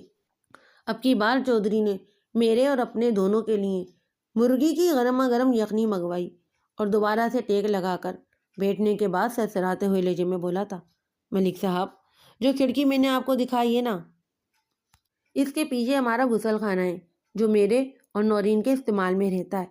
اتنا کہہ کر وہ خاموش ہوا تو میں کوئی سوال کیے بغیر ہمتن گوش رہا۔ یہاں مذکرہ کھڑکی کے حوالے سے ایک وضاحت کرنا ضروری سمجھتا ہوں کہ اسے عام پٹ والی چوبی کھڑکی نہ سمجھا جائے۔ یہ روشن دان کے سائز کی ایک کھڑکی کی جگہ تھی جس کے اندر ڈیزائن اور سیمٹ کی جالی لگی ہوئی تھی، جس کے خالی حصوں میں سے تازہ ہوا کا بآسانی گزر ہو سکتا تھا۔ سطح زمین سے یہ کھڑکی کوئی 8 فٹ اونچائی پر بنائی گئی تھی۔ چودھری اپنی بات کو آگے بڑھاتے ہوئے بولا، پچھلے کچھ عرصے سے ہر جمعرات کو اس غسل خانے کے اندر سے ایک تعویذ پڑا مل رہا ہے، اور دلچسپ بات یہ ہے کہ اس تعویذ پر نورین ہی کی سب سے پہلے نظر پڑتی ہے۔ وہ تعویذ مجھے کبھی غسل خانے میں پڑا دکھائی نہیں دیا۔ مجھے شک ہے کہ تعویذ کو اس روشن دان نما کھڑکی سے اندر پھینکا جاتا ہے۔ اس نے لمحاتی توقف کر کے گہری سانس لی، پھر اپنے بیان کو آگے بڑھاتے ہوئے بولا، سب سے پہلا میرا شک میری پہلی بیوی کلثوم کی طرف گیا، جو حویلی کے دوسرے حصے میں رہتی ہے۔ ظاہر ہے اس کی موجودگی میں نے نورین سے دوسری شادی کی ہے۔ کوئی بھی عورت اپنی سوکن کو برداشت نہیں کر سکتی۔ کلثوم بظاہر تو میری نورین سے شادی کی مخالفت نہیں کر سکتی تھی۔ ہو سکتا ہے کہ اس کے دل میں بہت زیادہ غم و غصہ بھرا ہوا ہو، اسی لیے میرا دھیان سب سے پہلے کلثوم کی طرف گیا تھا۔ ظاہر ہے اس نازک معاملے پر اگر میں براہ راست اس سے بات کرتا تو وہ واقعتاً اس گندے کھیل میں ملوث ہوتی تو میرے پوچھنے پر وہ صاف مکر جاتی۔ لہٰذا میں نے نہایت ہی رازداری کے ساتھ اس پراسرار کھیل کی چھان بین کا کام شروع کر دیا۔ ایک بات تو طے ہے کہ کلثوم حویلی کے اس حصے میں قدم بھی نہیں رکھتی، لہٰذا یہ سوچنا کہ وہ خود آ کر غسل خانے میں تعویذ رکھ جاتی ہوگی بالکل غلط ہے۔ اسی طرح یہ بھی ناممکن ہے کہ وہ حویلی کے پچھواڑے جا کر کھڑکی کے راز سے غسل خانے کے اندر تعویذ پھینکتی ہو۔ اب ایک ہی امکان باقی رہ جاتا ہے کہ اگر کلثوم اس کھیل میں شامل ہے تو وہ اپنے کسی وفادار سے یہ کام کرواتی ہوگی۔ آپ کو تو یہ معلوم ہی ہوگا کہ اس حویلی کے اندر بڑی چودھرائن کے وفادار کون کون ہیں۔ وہ لمحے بھر کو رکا تو میں نے سوال کر دیا، آخر وہ بھی پچھلے 15 سال سے اس حویلی میں رہ رہی ہے۔ مرد ملازم تو سبھی میری مٹھی میں ہیں، وہ چٹانی اعتماد سے بولا۔ ان بندوں کے علاوہ 2 ملازم عورتیں اس حویلی میں کام کرتی ہیں۔ بشیرہ نورین کی خدمت پر مامور ہے اور سغرا کلثوم کی خدمت کے لیے۔ بشیرہ کو تو میں نے کچھ عرصے پہلے ہی ملازم رکھا ہے، دوسری شادی کے بعد، لیکن سغرا پچھلے 10 سال سے کلثوم کے ساتھ ہے۔ میرا شک اسی پر جا رہا تھا۔ میں نے پچھلے کئی روز سے اس کی کڑی نگرانی کروا کے بھی دیکھ لی، وہ اس شیطانی چکر میں ملوث نہیں پائی گئی۔ ہر طرف سے ناکام ہونے کے بعد میرے ذہن میں یہ خیال پیدا ہوا کہ یہ کسی باہر کے آدمی کی کارستانی ہے۔ اس خیال کے ساتھ ہی میں نے قدیر اور جبار کو تاکید کر دی کہ وہ حویلی کے عقبی حصے پر گہری نگاہ رکھیں۔ چنانچہ پچھلی رات انہوں نے شاکر کو حویلی کے پچھواڑے مشکوک انداز میں ٹہلتے ہوئے پکڑ لیا۔ میں مانتا ہوں کہ وہ حویلی کے اندر داخل نہیں ہوا اور نہ ہی اس نے یہاں سے کچھ چرایا ہے، لیکن جو صورتحال میں نے آپ کو بتائی ہے اس کی روشنی میں میرا دھیان کسی اور طرف جا ہی نہیں سکتا۔ اب وہ آپ کے قبضے میں ہے، اس کی زبان کھلوانا باپ کا کام ہے۔ پچھلی رات آپ کے ملازموں نے اسے باڑے میں رکھ کر خوب مارا پیٹا ہے۔ میں نے گہری سنجیدگی سے کہا، آج صبح جب اسے آپ کے سامنے پیش کیا گیا تو آپ نے بھی اس کی ٹھکائی لگائی ہے۔ کیا اس نے آپ کے سوالوں کے جواب میں کچھ بتایا؟ اگر اس نے زبان کھول دی ہوتی تو پھر میں اسے تھانے نہ بھیجتا ملک صاحب، وہ سنسناتے ہوئے لہجے میں بولا۔ پھر تو سارا مسئلہ ہی حل ہو جانا تھا۔ ٹھیک ہے، وہ میرے پاس ہے تو اس کو سچ بولنے پر بھی میں ہی مجبور کروں گا، میں نے ٹھہرے ہوئے لہجے میں کہا۔ آپ نے بتایا ہے کہ پر اسرار تعویذوں والے معاملے سے آپ اور آپ کی دوسری بیوی ہی واقف ہیں، یا پھر آپ نے بھی مجھے اس راز میں شریک کیا ہے؟ ہاں، یہی حقیقت ہے، اس نے کہا۔ جب آپ نے قدیر اور جبار کو حویلی کے عقبی حصے کی نگرانی کا حکم دیا تو کیا کہا تھا؟ میں نے پوچھا۔ کیا انہیں بھی آپ نے اس راز میں شریک کیا تھا؟ سوال ہی پیدا نہیں ہوتا جناب، وہ نفی میں گردن ہلاتے ہوئے بولا۔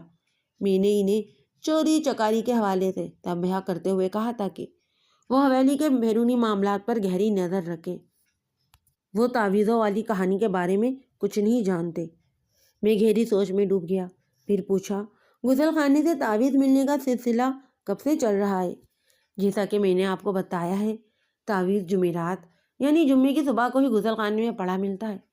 ابھی تک 3 تعویذ ملے ہیں، کل چوتھی جمعرات تھی اور شاکر کو میرے بندوں نے پکڑ لیا اور اس جمعرات کو بھی تعویذ نہیں ملا۔ اب آپ خود ہی سوچیں یہ سارے اشارے کس طرف جاتے ہیں۔ آپ کے بندوں نے پچھلی رات جب شاکر کو پکڑا تھا تو اس کی تلاشی بھی لی ہوگی۔ میں نے ایک اہم سوال کیا، کیا اس کی جامع تلاشی سے کوئی تعویذ وغیرہ برآمد ہوا؟ نہیں جناب، اس کے پاس سے کوئی بھی ایسی چیز برآمد نہیں ہوئی، حتیٰ کہ ایک پھوٹی کوڑی بھی نہیں۔ چودھری صاحب، میں نے اس کی آنکھوں میں دیکھتے ہوئے کہا، اس سے تو ظاہر ہوتا ہے کہ تعویذ والے معاملے سے اس کا دور دور کا بھی کوئی واسطہ نہیں۔ اب جو بھی ہے میں نے سارے حالات آپ کے سامنے رکھ دیے ہیں۔ وہ ٹھہرے ہوئے لہجے میں بولا، تفتیش سے حقائق کو سامنے لے کر آنا اب آپ کا کام ہے اور میں اپنا کام اچھی طرح کرنا جانتا ہوں چودھری صاحب۔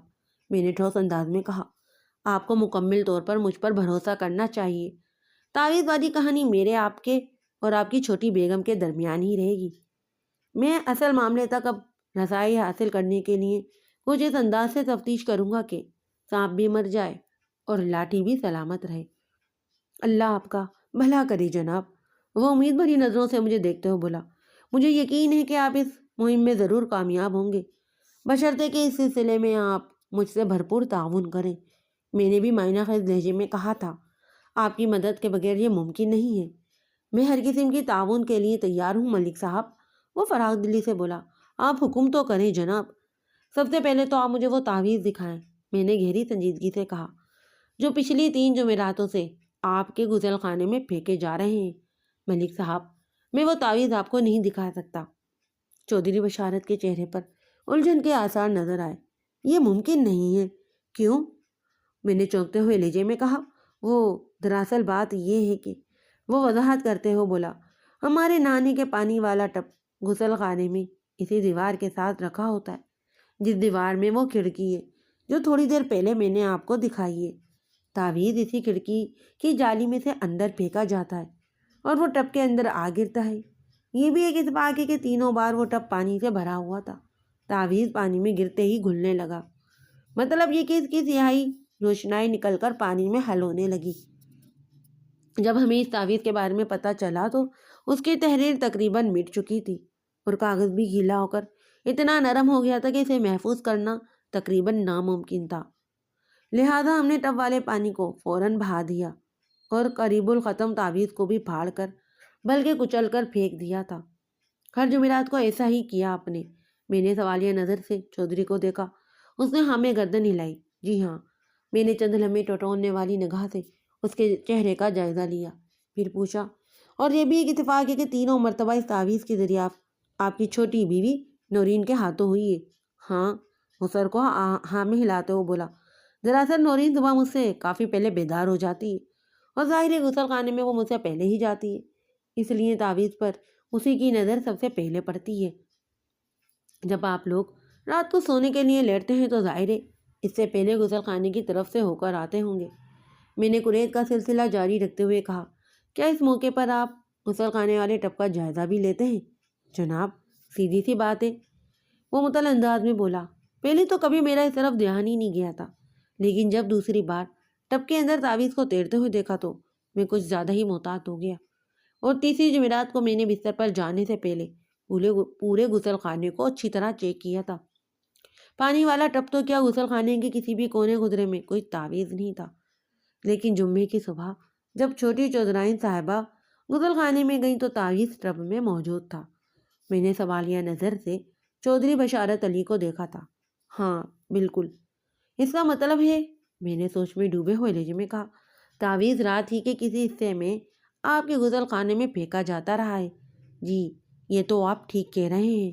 وہ گمبھیر آواز میں بولا، 3 جمعراتوں سے یہ پراسرار سلسلہ جاری تھا اور کل چوتھی جمعرات جب میرے بندوں نے آدھی رات کے وقت شاکر کو حویلی کے پچھواڑے سے مشکوک انداز میں ٹہلتے ہوئے دیکھا اور پکڑ لیا۔ آج صبح ٹب کے اندر تعویذ نہیں پایا گیا۔ وہ تھما، 2-3 گہری سانسیں لے کر اپنے تنفس کو بحال کیا اور پھر کہا، اب آپ خود غور کریں ملک صاحب، سارے اشارے جمیل کے اسی آوارہ لڑکے شاکر کی طرف جاتے ہیں۔ اگر آپ اس پر سختی کریں گے تو مجھے یقین ہے وہ زبان کھول کر ضرور سچ اگل دے گا۔ ضرور چودھری صاحب، میں نے اس کی تسلی کی غرض سے یقینی انداز میں کہا۔ میں تو اس سے ایسی کڑی تفتیش کروں گا کہ اب اسے نانی دادی خواب میں آ جائے گی۔ اس سلسلے میں آپ بالکل بے فکر ہو جائیں۔ میں چونکہ تعویذ والے معاملے کو پھیلانا نہیں چاہتا تھا، اس لیے ڈھکے چھپے الفاظ میں بدبخت سے پوچھ تاچھ کی تھی۔ وہ تشویش بھرے انداز میں بولا، سب کے سامنے میرا زور اسی بات پر تھا کہ وہ چوری کی غرض سے یہاں آیا تھا، لیکن آپ تو حقیقت حال سے اب واقف ہو چکے ہیں۔ آپ اس کے زبان سے سب کچھ بآسانی اگلوا سکتے ہیں۔ ضرور اگلواؤں گا، میں نے گہری سنجیدگی سے کہا اور پھر پوچھا، چودھری صاحب ایک انتہائی ذاتی نوعیت کا سوال پوچھوں، آپ جواب دیں گے؟ اس نے الجھن زدہ نظر سے مجھے دیکھا اور بولا، ہاں پوچھیں۔ کیا آپ تعویذ گنڈے پر یقین رکھتے ہیں؟ جی ہاں، وہ جلدی سے بولا۔ تعویذوں کے اچھے برے اثرات سے تو انکار نہیں کیا جا سکتا نا ملک صاحب۔ میں اس موضوع پر آپ سے کوئی بحث نہیں کروں گا چودھری صاحب، میں نے ٹھہرے ہوئے لہجے میں کہا۔ میں صرف یہ جاننا چاہتا ہوں کہ آپ کے غسل خانے کے ٹب میں سے تعویذ کس قسم کے اثرات کے حامل ہو سکتے ہیں؟ آپ یہ پوچھنا چاہتے ہیں کہ اچھے یا برے اثرات؟ اس نے تصدیق طلب انداز میں مجھے دیکھا۔ ہاں بالکل، میں نے ہمیں گردن ہلائی۔ ظاہر ہے یہ برے اثرات والے تعویذ ہی تھے، وہ بڑے یقین سے بولا، اور اس قسم کا کام کوئی دشمن ہی کر ہی سکتا ہے۔ یہ تو سمجھ میں آنے والی بات ہے، وہ مضبوط لہجے میں بولا۔ چودھری صاحب، میں نے اس کی آنکھوں میں دیکھتے ہوئے کہا، آپ گاؤں کے بادشاہ ہیں، حسین آباد میں رہنے والا کوئی بھی شخص آپ سے دشمنی کے بارے میں سوچ بھی نہیں سکتا، پھر ایسی نازیبہ حرکت کی جرت کون کر سکتا ہے؟ ملک صاحب، انسان کے جہاں 100 دوست ہوتے ہیں وہاں ایک آدھ دشمن بھی ضرور ہوتا ہے، وہ گہری سنجیدگی سے بولا۔ یہ ٹھیک ہے کہ حسین آباد کے لوگ میری بہت زیادہ عزت کرتے ہیں، کسی کی مجال نہیں کہ وہ ایسی گری ہوئی حرکت کر سکے، لیکن یہ شیطان حسین آباد کے باہر سے بھی تو کوئی ہو سکتا ہے، اور یہاں کے کسی بندے کو اپنا اعلی کار بنا کر وہ ایسے اوچے مگر خطرناک ہتھکنڈے آزما سکتا ہے۔ آپ کی بات میں وزن ہے چودھری صاحب، میں نے کہا، پھر ایسے بیرونی دشمن کی نشاندہی بھی تو آپ ہی کو کرنا ہوگی۔ فوری طور پر تو میری کچھ بھی سمجھ میں نہیں آ رہا ملک صاحب، وہ چہرے پر تھکن کے آثار سجاتے ہوئے بولا۔ میں اس سلسلے میں اپنی سوچ کے گھوڑے دوڑانے کی کوشش کرتا ہوں، آپ شاگرد کا ٹرائل کریں، مجھے امید ہے کہ کوئی اچھا نتیجہ سامنے آئے گا انشاءاللہ، میں نے بھی پر اعتماد انداز میں کہا۔ پوچھا، چودھری صاحب پچھلی 3 جمعراتوں سے آپ کے غسل خانے کے ٹب میں تعویذ ملنے کا سلسلہ جاری رہا ہے، اس کے اثرات بد آپ پر ظاہر ہوئے یا نہیں؟ مجھ پر تو نہیں، پر نورین پر ظاہر ہوئے ہیں، اس نے بتایا۔ مطلب؟ میں نے حیرت بھری نظر سے اس کی طرف دیکھا۔ جس جمعے کی صبح وہ تعویذ ملتا تھا، نورین کے سر میں پورا دن شدید درد ہوتا رہتا تھا، چودھری نے میرے سوال کے جواب میں بتایا۔ پھر وقت گزرنے کے ساتھ ساتھ درد کم ہوتے ہوتے بالکل ختم ہو جاتا۔ 3 مرتبہ ایسا ہی ہوا ہے، لیکن آج ایسی کوئی بات نہیں ہوئی، وہ صبح سے بالکل ٹھیک ٹھاک ہے، ایک بار بھی اس نے سر میں درد کی شکایت نہیں کی، اور اس کا سبب بھی آپ کے سامنے ہے ملک صاحب۔ پچھلی رات شاکر کو غسل خانے میں تعویذ پھینکنے کا موقع نہیں مل سکا تھا، اس کی تان پھر گھوم پھر کر جمیل کے نکمے بیٹے شاکر پر ہی آ کر ٹوٹتی تھی۔ میں نے اس حوالے سے چودھری کو زیادہ چھیڑنا مناسب نہ جانا اور سوچ میں ڈوبے ہوئے لہجے میں کہا، تو اس کا مطلب ہے کہ یہ ساری مجرمانہ کارروائی آپ کی چھوٹی بیوی نورین کے خلاف کی جا رہی ہے؟ ہاں مجھے بھی یہی لگتا ہے، وہ تازی انداز میں گردن ہلاتے ہوئے بولا۔ اسی لیے میرا دھیان سب سے پہلے کلثوم کی طرف گیا تھا، لیکن وہ مجھے اس معاملے میں کہیں نظر نہیں آتی۔ اب اس مسئلے کو آپ ہی نے حل کرنا ہے۔ ٹھیک ہے، میں ضرور حل کروں گا، میں نے کہا۔ آپ اس بارے میں اور بھی جو کچھ جانتے ہیں وہ مجھے بتا دیں۔ ہمارے درمیان مزید 15-20 منٹ تک اسی موضوع پر گفتگو ہوتی رہی، پھر میں چودھری سے اجازت لے کر اس کی حویلی سے نکل آیا۔ جب ہم ٹانگے میں بیٹھ کر حسین آباد سے تھانے کی جانب روانہ ہوئے تو رات کا اندھیرا پھیل چکا تھا۔ میں نے حویلی چھوڑنے سے پہلے وہ غسل خانہ بھی اچھی طرح دیکھ لیا تھا جہاں پچھلی 3 جمعراتوں سے پانی والے ٹب میں تعویذ پڑا ہوا مل رہا تھا۔ ٹب اور جالی دار سیمنٹ کی روشن نما کھڑکی کی پوزیشن یہی بتاتی تھی کہ وہیں سے کوئی تعویذ کو غسل خانے کے اندر پھینکا کرتا تھا۔ یہ جو کوئی بھی تھا، مجھے اسی کو تلاش کرنا تھا جبھی اس معاملے کا جو ہے عقدہ کھل سکتا تھا۔ ویسے بظاہر یہ معاملہ جتنا سیدھا سادہ دکھائی دے رہا تھا ویسا تھا نہیں۔ میں نے اس تمام تر کارروائی کے پیچھے کسی سنسنی خیز کہانی کی توقع کر رہا تھا۔ تھانے پہنچ کر میں نے حوالدار کو اپنے پاس بلا کر ملزم مبینہ چور شاکر کی خیریت پوچھی۔ اس کے تسلی بخش جواب کے بعد میں نے کہا، جہانگیر، میں اپنے کوارٹر میں جا رہا ہوں، کچھ دیر کے بعد واپس آؤں گا، تم شاکر کو سونے نہیں دینا، اور ہاں، رات کا کھانا بہت زیادہ کھلانا۔ جی میں سمجھ گیا، ممائنہ خیز انداز میں گردن ہلاتے ہوئے بولا۔ بے فکر ہو جائیں آپ، جب بھی آپ واپس آئیں گے بندہ آپ کو تیار ملے گا۔ حوالدار بہت آسانی سے میرے مقصد کی تہ میں اتر گیا تھا۔ پولیس کی تفتیشی کارروائی میں سربے کو بھی عموماً آزمایا جاتا ہے۔ زیر تفتیش ملزم کو رات کے کھانے میں کوئی دوا ملا کر دی جاتی ہے، اور اس کے ساتھ ہی یہ کوشش بھی کی جاتی ہے کہ وہ زیادہ سے زیادہ کھانا کھائے۔ جب تک وہ حلق تک کھانا ٹھوس لیتا ہے تو اس پر نیند طاری ہونے لگتی ہے۔ ایک تو خمار رزق، اس پر اس دوا کا بھی اثر، یہ تمام تر مراحل اسے جو ہے جلد از جلد اینٹا غفل ہونے پر اکساتے ہیں، لیکن اس پر نگراں مقرر پولیس اہلکار اسے سونے نہیں دیتا۔ اسی جدوجہد میں وہ مرحلہ بھی آتا ہے جب ملزم ہر قیمت پر نیند کا طلبگار نظر آتا ہے۔ اس موقع پر اس سے جو بھی سوال کیا جائے اس کا سیدھا اور کھرا جواب دیتا ہے۔ شاکر تو ویسے بھی کاہل الوجود تھا، مجھے امید تھی کہ اس کی زبان کھلوانے میں مجھے کوئی دشواری پیش نہیں آئے گی۔ میں نے اب تک اس سے جو بھی پوچھ تاچھ کی تھی میں اس سے مطمئن تھا، لیکن چودھری نے میرے ذہن میں جو اہم سوال ڈال دیا تھا اب اس کی تصدیق بھی ضروری ہو گئی تھی کہ وہ رفع حاجت کے لیے اپنے گھر سے دور چودھری کی حویلی کے پچھواڑے کیوں پہنچا تھا۔ میں چودھری کی حویلی سے اتنا کچھ کھا کر آیا تھا کہ رات کا باقاعدہ کھانا کھانے کی حاجت بالکل بھی نہیں تھی، لہٰذا میں نے کھانے کو فراموش کر دینا ہی مناسب سمجھا اور لباس تبدیل کر کے عشاء کی نماز ادا کی اور پھر موجودہ حالات پر غور و فکر کرنے لگا۔ یقیناً چودھری بشارت نے تعویذ کے حوالے سے مجھ سے غلط بیانی نہیں کی ہوگی۔ میرا مطلب تعویذ کے پانی والے ٹب میں پائے جانے سے، اور جہاں تک تعویذ ذات کے اثرات کا تعلق ہے تو اس بارے میں میرے خیالات و نظریات عام لوگوں سے بہت مختلف ہیں، جس کی وضاحت بھی کسی مناسب موقع پر کروں گا۔ فی الحال یہ معمہ حل کرنا زیادہ ضروری ہے۔ چودھری کے بیان کے مطابق جمعرات کی رات میں کسی وقت وہ تعویذ ان کے غسل خانے میں پھینک دیا جاتا تھا اور اگلی صبح سے نورین کے سر میں شدید درد شروع ہو جاتا۔ چودھری اسی تعویذاتی سلسلے کو اپنی نئی بیوی کے خلاف ایک خطرناک اور گھناؤنی سازش قرار دے رہا تھا۔ وہ اس بات پر بھی پکا یقین رکھتا تھا کہ تعویذات کے اچھے اور برے اثرات ہوتے ہیں۔ اس کے یقین کو اس واقعے سے تقویت ملتی تھی کہ جب گزشتہ رات غسل خانے میں تعویذ نہیں پھینکا گیا تو آج دن بھر نورین کے سر میں درد بھی نہیں ہوا تھا۔ گویا نورین کا کوئی دشمن وہ خفیہ کارروائی کر رہا تھا یا کسی سے کروا رہا تھا۔ چودھری کا دھیان دشمنی کے حوالے سے سب سے پہلے اپنی بیوی کلثوم کی طرف گیا تھا، کیونکہ چودھری جو ہے دوسری شادی کر کے اس پر سوکن لایا تھا۔ وہ نورین کی آمد سے خوش بھی نہیں تھی، لہذا اسے دشمنی کر سکتی تھی، لیکن چودھری کی غیر محسوس خفیہ تحقیق نے کلثوم کو کلیئر کر دیا تھا۔ چودھری کے کلیئرنس کو میں حتمی نہیں سمجھتا تھا، میں کلثوم کے معاملے کو اپنے طور پر بھی چیک کرنے کا ارادہ رکھتا تھا۔ میرے ذہن میں بار بار نور حسین کا نام بھی گھوم جاتا تھا۔ میں نے چودھری سے ملاقات کے دوران میں نور حسین کا ذکر نہیں کیا تھا اور نہ ہی اس نے ایسا کوئی تذکرہ کیا، لیکن میرا ذہن اسے یکسر نظر انداز کرنے کو تیار نہیں تھا۔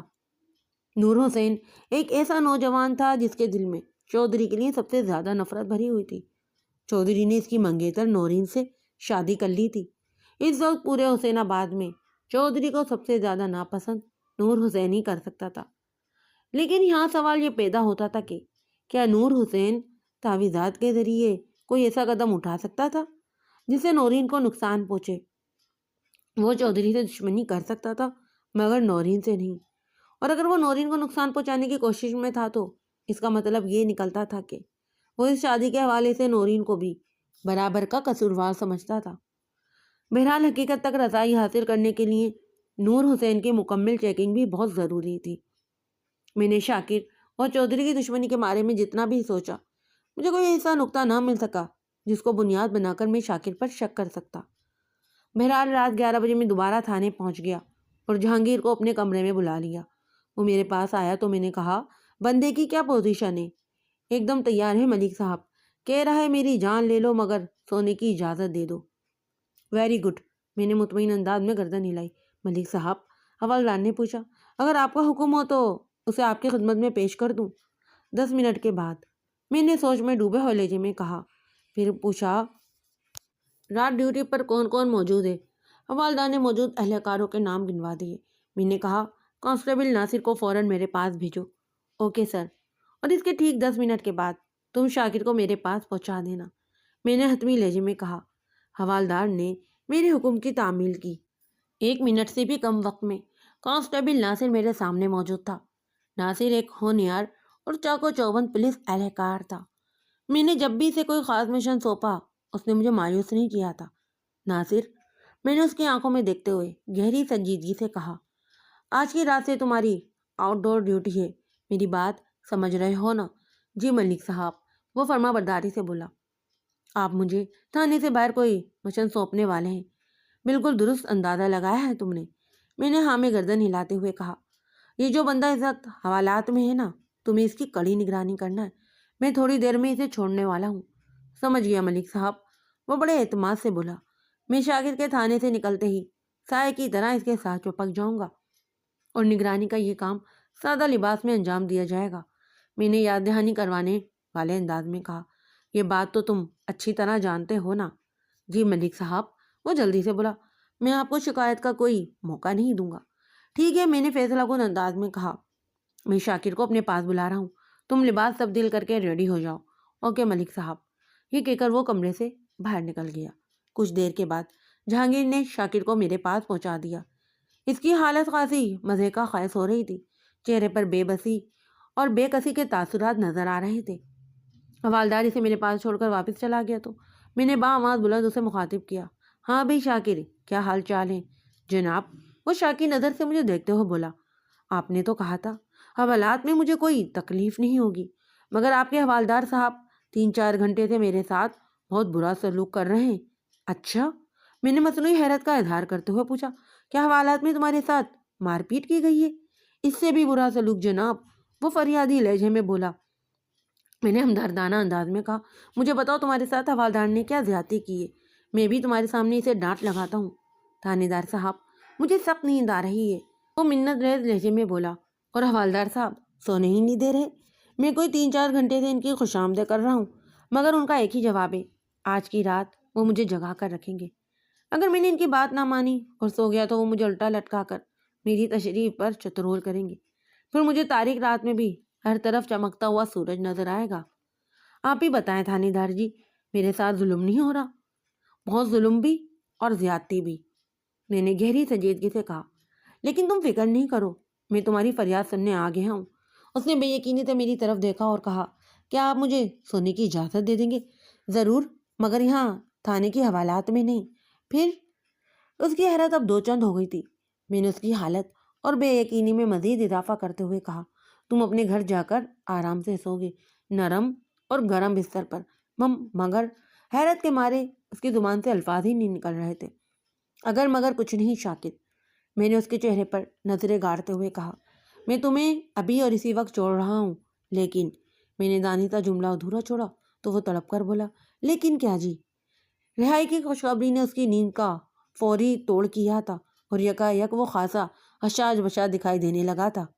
اس لیے میں نے یہ غیر متوقع بات کر دی تھی، جبھی اس کے ذہن میں بے یقینی ایک عجیب سی کشومش پیدا کر دی تھی۔ لیکن یہ کہ اس رہائی کے لیے تمہیں میرے ایک سوال کا جواب دینا ہوگا، کھرا اور سچا، وہ دراری لہجے میں بولا۔ آپ 10 سوال پوچھیں سرکار، 10 نہیں صرف ایک۔ وہ منتظر نگاہوں سے مجھے دیکھنے لگا۔ میں نے ٹھہرے ہوئے لہجے میں سوال کیا، شاکر، میں یہ جاننا چاہتا ہوں کہ کل رات تم رفع حاجت کے لیے اپنے گھر سے کافی فاصلے پر چودھری بشارت کی حویلی کے پچھواڑے ہی کیوں گئے تھے؟ یہ کام تو تم کسی اور جگہ پر بھی کر سکتے تھے، حسین آباد میں کھیتوں کی کوئی کمی تو نہیں؟ میرا سوال سن کر اس کے چہرے پر کچھ ایسے تاثرات ابھرے جیسے میں نے اس کی کوئی چوری پکڑ لی ہو۔ مجھے یقین ہو گیا کہ شاکر کے ذہن میں کوئی ایسی خاص بات چھپی ہوئی ہے جو اس نے مجھے ابھی تک نہیں بتائی۔ شاکر، اسے تہذب کا شکار دیکھ کر میں نے دھمکی آمیز انداز میں کہا، اگر مجھے میرے سوال کا درست جواب نہ ملا تو میں تمہیں حوالدار جہانگیر کے حوالے کرنے پر مجبور ہو جاؤں گا، اس کے بعد وہ تمہارا جو بھی حشر کرے۔ نہیں سرکار۔ پھر میں نے تہمکانہ انداز میں کہا، تو پھر بتاؤ مجھے، کوئی خاص وجہ نہیں ہے جناب؟ خاص نہیں ہے تو عامی وجہ بتا دو۔ میں نے اپنی بار تیز نظروں سے اسے گھورا۔ وہ جی، وہ شاہ جی کا حکم تھا۔ وہ گھبراتے ہوئے بولا۔ کون شاہ جی؟ پیر شاہ جناب، اس نے بتایا، وہ میرا علاج کر رہے ہیں نا، تو یہ بھی اسی علاج کا حصہ ہے کہ تم چودھری بشارت کی حویلی کے پچھواڑے رفع حاجت کے لیے جاؤ۔ میں نے سخت لہجے میں کہا، اور وہ بھی آدھی رات کو؟ یہ وہ کس قسم کا علاج کر رہے ہیں؟ یہ تو انہیں کو پتہ ہوگا سرکار۔ وہ بے چارگی سے بولا، میں نے تو وہی کیا جو شاہ جی کا حکم تھا۔ کیا حکم دیا تھا تمہارے شاہ جی نے؟ شاہ جی نے فرمایا تھا کہ مجھے 41 جمعرات تک چودھری صاحب کی حویلی کے پچھواڑے آدھی رات کو رفع حاجت کے لیے جانا ہوگا۔ اس نے جواب دیا، آپ کو میرے ابا اور اماں نے بتایا ہے نا کہ آج کل شاہ جی سے میرا علاج چل رہا ہے۔ انہوں نے کہا ہے کہ میں 1 سال کے اندر بھلا چنگا ہو جاؤں گا۔ جمیل اور رشیدہ نے تمہارے علاج وغیرہ کا تو ذکر کیا ہے، میں نے سرسری انداز میں کہا، لیکن یہ 41 راتوں والے عمل کے بارے میں انہوں نے مجھے کچھ نہیں بتایا۔ ان کو اس معاملے کا پتہ ہی نہیں ہے جناب، وہ انکشاف انگیز لہجے میں بولا۔ شاہ جی نے یہ ہدایت صرف مجھے کی تھی، اور اس بات کا عہد بھی لیا تھا کہ میں اس بارے میں کسی کو نہیں بتاؤں گا اور نہ ہی کوئی ناغہ کروں گا۔ مجھے نہایت پابندی کے ساتھ پوری 41 جمعراتوں کو یہ عمل کرنا تھا، اور ابھی صرف 4 جمعرات ہی گزری تھی۔ اوہ! میں نے گہری سانس لی اور کہا، شاگرد تم نے شاہ جی کی دونوں ہدایت کی ایسی کی تیسی کر دی ہے۔ اس نے تم سے جو عہد لیا تھا اب تو وہ مکمل طور پر ٹوٹ چکا ہے۔ اب کیا کرو گے تم؟ کل شاہ جی کے آستانے پر حاضری دوں گا جناب، وہ پچھتاوے کے احساس کے ساتھ بولا۔ وہی بتائیں گے اب اس مسئلے کا کیا حل ہوگا۔ انہوں نے مجھے سختی سے تاکید کی تھی، ایک تو 41 جمعرات تک مجھے کوئی ناغہ نہیں کرنا، اور دوسرے جمعرات والے عمل کے بارے میں کسی کو نہیں بتانا۔ اور میں نے یہ معاملہ آپ کے سامنے کھول کر رکھ دیا ہے، اور یہ بھی طے ہے کہ میں 5ویں جمعرات کو چودھری کی حویلی کے پچھواڑے میں نہیں جا سکوں گا۔ اب اگر میں نے ادھر کا رخ کیا تو چودھری کے بندے پھر مجھے پکڑ لیں گے۔ پہلے وہ خود میری دھلائی کریں گے اور اس کے بعد آپ کے پاس تھانے میں جمع کرا دیں گے۔ شاہ جی کے علاج نے مجھے اچھا خاصا فائدہ ہو رہا تھا کہ یہ مصیبت نازل ہو گئی۔ تمہیں تکلیف کیا ہے شاکر؟ میں کچھ سمجھا نہیں۔ وہ الجھن انداز میں مجھے دیکھنے لگا۔ مطلب یہ کہ میں نے وضاحت کرتے ہوئے کہا، تمہیں بیماری کیا ہے آخر؟ پیر گھمن شاہ کس چیز کا علاج کر رہا ہے تمہارا؟ شاکر نے میرے سوال کے جواب میں جو کچھ بتایا وہ جمیل اور رشیدہ کی زبانی میں پہلے ہی سن چکا تھا۔ وہ نہایت سادگی سے بولا، جناب ہوائی چیزوں کا اثر ہے مجھ پر، اور شاہ جی اس اثر کی کاٹ کر رہے ہیں۔ میں نے تندیہ لہجے میں کہا، جی بالکل ٹھیک کہہ رہے ہیں آپ۔ وہ تیزی سے اپنی گردن کو ہلاتے ہوئے بولا، میں جب بھی ان کے پاس جاتا ہوں وہ لیمو کو میرے سر کے اوپر رکھ کر کاٹتے ہیں۔ میں نے افسوسناک اور رحم بری نظروں سے شاکر کو دیکھا اور پوچھا، یہ بتاؤ ہوائی چیزوں کے زیر اثر تم محسوس کیا کرتے ہو؟ بس جناب، وہ لاہنی انداز میں بولا، کسی کام کو دل نہیں چاہتا، بس عجیب سی حالت ہوتی ہے دماغ کی۔ یہ تو ہوائی چیزوں کے اثرات نہیں ہوتے، میں نے کٹیلے انداز میں کہا۔ پھر یہ کیا ہے جناب؟ وہ وحشت بری آواز میں بولا۔ میں نے بصدور طنزیہ لہجے میں کہا، یہ تو ایک خاص قسم کی بیماری کی علامت ہے۔ بیماری؟ وہ تشویش بھری نظر سے مجھے دیکھنے لگا۔ ہاں بیماری، اور اس خطرناک بیماری کا نام ہے حڈرامی۔ وہ حیرت سے منہ کھول کر میرا چہرہ دیکھنے لگا۔ اگلی صبح میں تیار ہو کر تھانے پہنچا تو اس معاملے کو حل کرنے کے لیے میرا ذہن ایک مخصوص لائحہ عمل تیار کر چکا تھا۔ رات میں نے اس کیس کے مختلف پہلوؤں پر ہر زاویے سے سوچا تھا، اور متعلقہ مشکوک افراد کی فہرست میں ایک اور بندے کا اضافہ ہو گیا تھا، اور وہ تھا پیر شاہ۔ راز شاکر سے ہونے والی گفتگو میں نے یہ فیصلہ کیا تھا کہ شاہ جی سے تفصیلی پوچھ گچھ مفید نتائج پر ہوگی، لہذا آج صبح میں نے شاہ جی کے آستانے سے ہی تفتیش کا آغاز کیا تھا۔ پیر گھمن شاہ کے لفظ میں گھمن کی وجہ تسمیہ کچھ اس طرح تھی کہ شاہ جی ہر ماہ مخصوص تاریخ کو نیاز کا اہتمام کرتا تھا۔ عصر اور مغرب کے درمیان پلاؤ کی ایک ایک دیگ پکائی جاتی تھی۔ تصور یہ قائم کیا گیا تھا کہ اس پلاؤ سے بھری ہوئی بند دیگ کو مختلف لوگ تھام کر کھڑے ہوں گے۔ اگر دیگ حرکت میں آ کر گھومنے لگے تو اس کا مطلب تھا کہ یہ لوگوں کی دلی مرادیں پوری ہوں گی۔ مقررہ تاریخ کو حسین آباد اور ارد گرد کے دور دراز گاؤں سے بھی درجنوں حاجت مند مذاکرہ دیکھ کے کنارے کو چھونے آیا کرتے تھے۔ بات کی تحقیق سے یہ راز میرے علم میں آ گیا تھا کہ جب لوگ دیکھ کے کناروں کو تھام کر کھڑے ہوتے تھے تو دیکھ حرکت میں کیسے آ جاتی تھی۔ آپ سے یہ راز اس لیے شیئر کر رہا ہوں تاکہ آپ پیر شاہ جیسے چکر بازوں کے فریبوں سے محفوظ رہیں۔ پیر شاہ نے اصول یہی بنایا ہوا تھا، یا یوں سمجھ لیں کہ اس کا حکم ہی یہی تھا کہ ایک وقت میں کم از کم 4 افراد دیکھ کے کناروں کو تھام کر کھڑے ہوں گے۔ آستانے پر موجود افراد میں لگ بھگ 1 درجن شاہ جی کے اپنے خاص بندے تھے۔ جب دیکھ کو گھمانا مقصود ہوتا تو ان بندوں میں سے کم از کم 2 بندے شامل ہو جاتے۔ وہ سکھائے ہوئے بندے خیر محسوس انداز میں اس طرح دیکھ پر طاقت کا استعمال کرتے تھے کہ اس میں لرزہ سا پیدا ہو جاتا۔ سادہ لوگ دیہاتی یہ سمجھتے کہ شاید ان کی کوئی خواہش پوری ہونے کی نوید مل رہی ہے۔ وہ مارے خوشی کے شاہ جی کے بندوں کی مکاری سے غافل ہو جاتے اور جوش جذبات میں وہ بھی غیر ارادی طور پر قوت صرف کرنے لگتے۔ اس سے شاہ جی کے بندوں کا کام آسان ہو جاتا، لہذا دیکھتے ہی دیکھ حرکت میں آ کر گھومنے لگتی۔ جن افراد کے چھونے سے دیکھ گھومنے لگتی، ان خوش نصیبوں کو شاہ جی کے حکم کے مطابق اگلے ماہ نیاز کے تمام تر اخراجات برداشت کرنا ہوتے تھے۔ کسی سیانی نے کیا خوب فرمایا ہے کہ دنیا میں جب تک بے وقوف لوگ موجود ہیں، عقل مند بھوکے نہیں مر سکتے۔ میں پیر شاہ کے آستانے کی طرف جانے کے لیے تھانے سے نکلا ہی تھا کہ کانسٹیبل ناصر مراد وہاں پہنچ گیا۔ ناصر کو میں نے گزشتہ رات شاکر کی نگرانی پر مقرر کیا تھا۔ اس پر نظر پڑتے ہی میں نے پوچھا، کیا خبر ہے ناصر؟ ملک صاحب، تھانے سے وہ سیدھا گھر گیا تھا۔ اس نے جواب دیا۔ گھر کے اندر اس نے کیا کیا یہ تو مجھے نہیں پتا جناب، لیکن تھوڑی دیر پہلے وہ گھر سے نکل کر حسین آباد کے باہر کی طرف گیا ہے، اور تم اس کی نگرانی چھوڑ کر میرے پاس آ گئے ہو۔ میں نے تیز نظروں سے اسے گھورا۔ گھر کے اندر تو وہ یقیناً رات بھر سوتا رہا ہوگا۔ یہ جاننا زیادہ اہم تھا کہ وہ حسین آباد سے باہر کس طرف جا رہا ہے اور کیوں جا رہا ہے۔ میں نے سب معلوم کر لیا ہے ملک صاحب، وہ انکشاف انگیز لہجے میں بولا۔ اسی لیے تو آپ کو رپورٹ دینے آیا ہوں۔ کیا معلوم کر لیا ہے تم نے؟ میں نے سوالیہ نظر سے اس کی طرف دیکھا۔ وہ پیر شاہ کے آستانے کی طرف گیا ہے جناب، وہ سرسراتی ہوئی آواز میں بولا۔ آج کا پورا دن ادھر آستانے پر ہی گزارے گا۔ یہ بات تمہیں کیسے پتہ چلی؟ شاکر کی ماں سے، اس نے جواب دیا۔ کیا رشیدہ سے اس سلسلے میں تمہاری کوئی بات ہوئی ہے؟ براہ راست تو بات نہیں ہوئی جناب، وہ وضاحت کرتے ہوئے بولا، لیکن میں نے ماں بیٹے کے درمیان ہونے والی باتیں سنی ہیں۔ کیا مطلب؟ میں نے ٹٹولتے ہوئے نظر سے کانسٹیبل کی طرف دیکھا۔ وہ میرے سوال کے جواب میں بتانے لگا، جب رات کو شاکر اپنے گھر کے اندر چلا گیا تو میں اس گھر کے سامنے لگے ایک درخت پر چڑھ کر بیٹھ گیا تھا۔ وہ اتنا گھنا درخت ہے کہ مجھے خود کو اس کے پتوں کے اندر چھپانے میں کسی دقت کا سامنا نہیں کرنا پڑا۔ درخت کی اس خفیہ پناہ گاہ سے شاکر کے گھر کا صحن صاف نظر آ رہا تھا۔